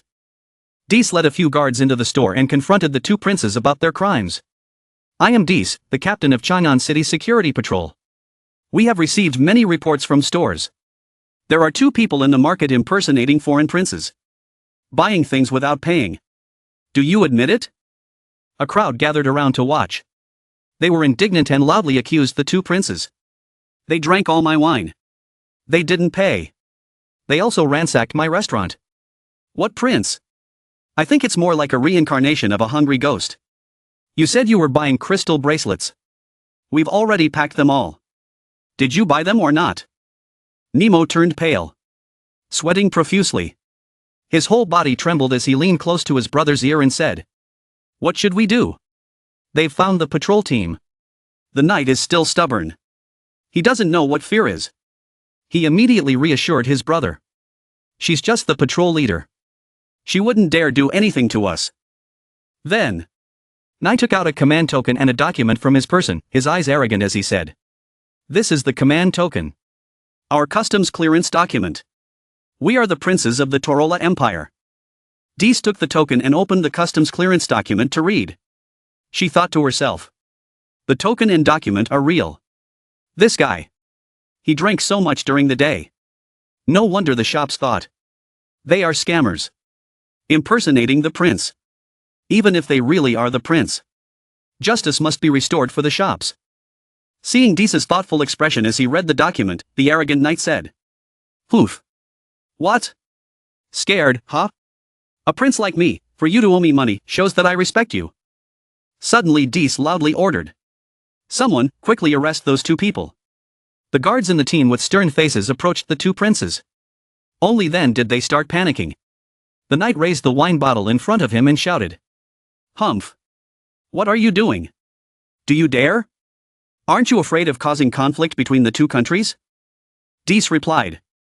This matter is indeed of great importance. I will inform His Majesty now.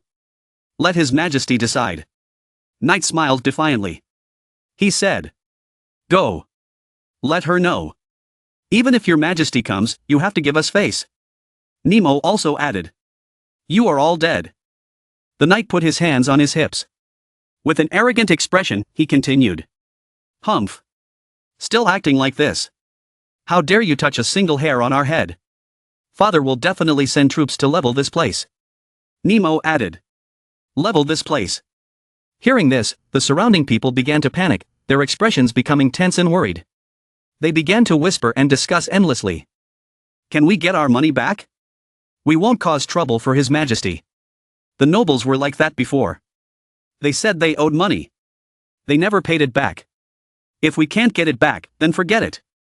We won't cause trouble for His Majesty. The scene changes to Chang'an City's study, where Lu Feng is working. Dees reports the situation to Lu Feng. That's how it is. They even threaten to send troops. I'll temporarily arrest them now. Wait for His Majesty's instructions. Ellie frowned and said. These two guys were restless in Lingu City. When they arrived in Chang'an City, they started causing trouble. Let's put them in jail. Mina also suggested. Let's send them back to Lingu City. After hearing everything. Considering the political situation. Lu Feng then spoke. Not good. The strength of the Torola Empire cannot be underestimated. Even if it is on the other side of the ocean. We cannot underestimate it. Moreover, the diplomatic relations between the two countries must be peaceful. Dees said sadly. But Your Majesty. Lu Feng sighed and ordered Dees. Dees. Let them go first. Then Dees immediately returned to the fabric shop. She ordered the soldiers. Let them go first. The knight folded his arms. He said with an arrogant face. I know I was wrong. Even Your Majesty has to fear the strength of our Torola Empire. The Han Dynasty is nothing more than that. Where are the things we just bought? I don't have any eyesight. Lu Feng doesn't dare to tease me. What else can you do? He stretched his shoulders arrogantly. Showed his authority. Nemo also spoke. Bring all the things over here. Arrange them neatly for us. Not a single thing is missing. The two princes were released. The people were extremely upset. They whispered to each other. The young man in brown said unhappily. Hateful. They are vermin. The young man from the beast race said with a sad face. Shoo. Stop talking. Don't cause trouble for His Majesty. The person beside him also spoke up. We have today thanks to His Majesty's efforts. Consider these things as gifts to His Majesty. The Night Prince smiled triumphantly and said. I like it when you hate me. But there is nothing I can do. Who told you I am a prince? You are commoners. Hearing these words from the Night Prince, Dees couldn't bear it. She kicked him in the stomach, making him fall backwards onto the ground, letting out a painful cry. Knight was angry. Pointing at Dees's face, he asked. You, what are you doing? How dare you kick me? Dees replied coldly.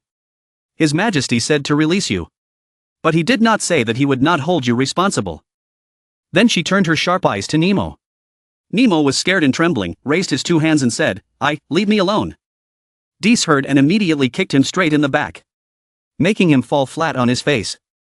Face down on the street, letting out an ouch sound. The knight said with a shocked expression. You dare. Dees stood in front of the entire world and spoke loudly. The two Torola imperialists disrupted the order in the market. Now I will announce the decision to punish them. All the seized items must be returned. Damaged items must be compensated at market price. At the same time, they must pay an additional fee for lost time equal to 20% of the value of the items. As for the source of the fine, we will mortgage the valuables on their person and exchange them for Han Dynasty currency. If it is not enough, we will ask them to work to pay off the debt. His Majesty said. At this moment, Lu Feng appeared, his face solemn, and he spoke loudly. Peace is the foundation of the other party being an individual. If they are a prince of a country, as long as they violate the laws of the Han Dynasty, they must be dealt with according to the law. Dees, you did the right thing. As for sending troops to attack us, we, the people of the Han Dynasty, will stand tall and live in our own territory. Whoever dares to come and cause trouble, 10 people will fight 10 people, 100,000 will fight 100,000. Anyone who invades the Han Dynasty's land, no matter how far away, will be killed. The people shouted in unison, yes, we will try, live with our backs straight. Those who invade Han Dynasty land, no matter how far away, will be killed. Long live your majesty, long live your majesty. Hearing this, the two princes of Torola hugged each other and cried like two children. They thought to themselves, have we caused a big problem? After a while of embarrassing argument, it was already dark. The two princes of Torola looked angry and resentful, cursing as they walked down the street. Nemo said, phew, so tired, but I didn't expect that after finishing the work, not only did he pay off all his debts, he still had money left over. The knight also said resentfully, are you stupid? A prince of a country doing work to help the common people, if word got out it would be very embarrassing. Lu Feng is really resourceful, killing people viciously, don't we need face? Nemo replied, if word gets out, it won't be embarrassing, we rely on our own strength to make money, much stronger than those other useless princes.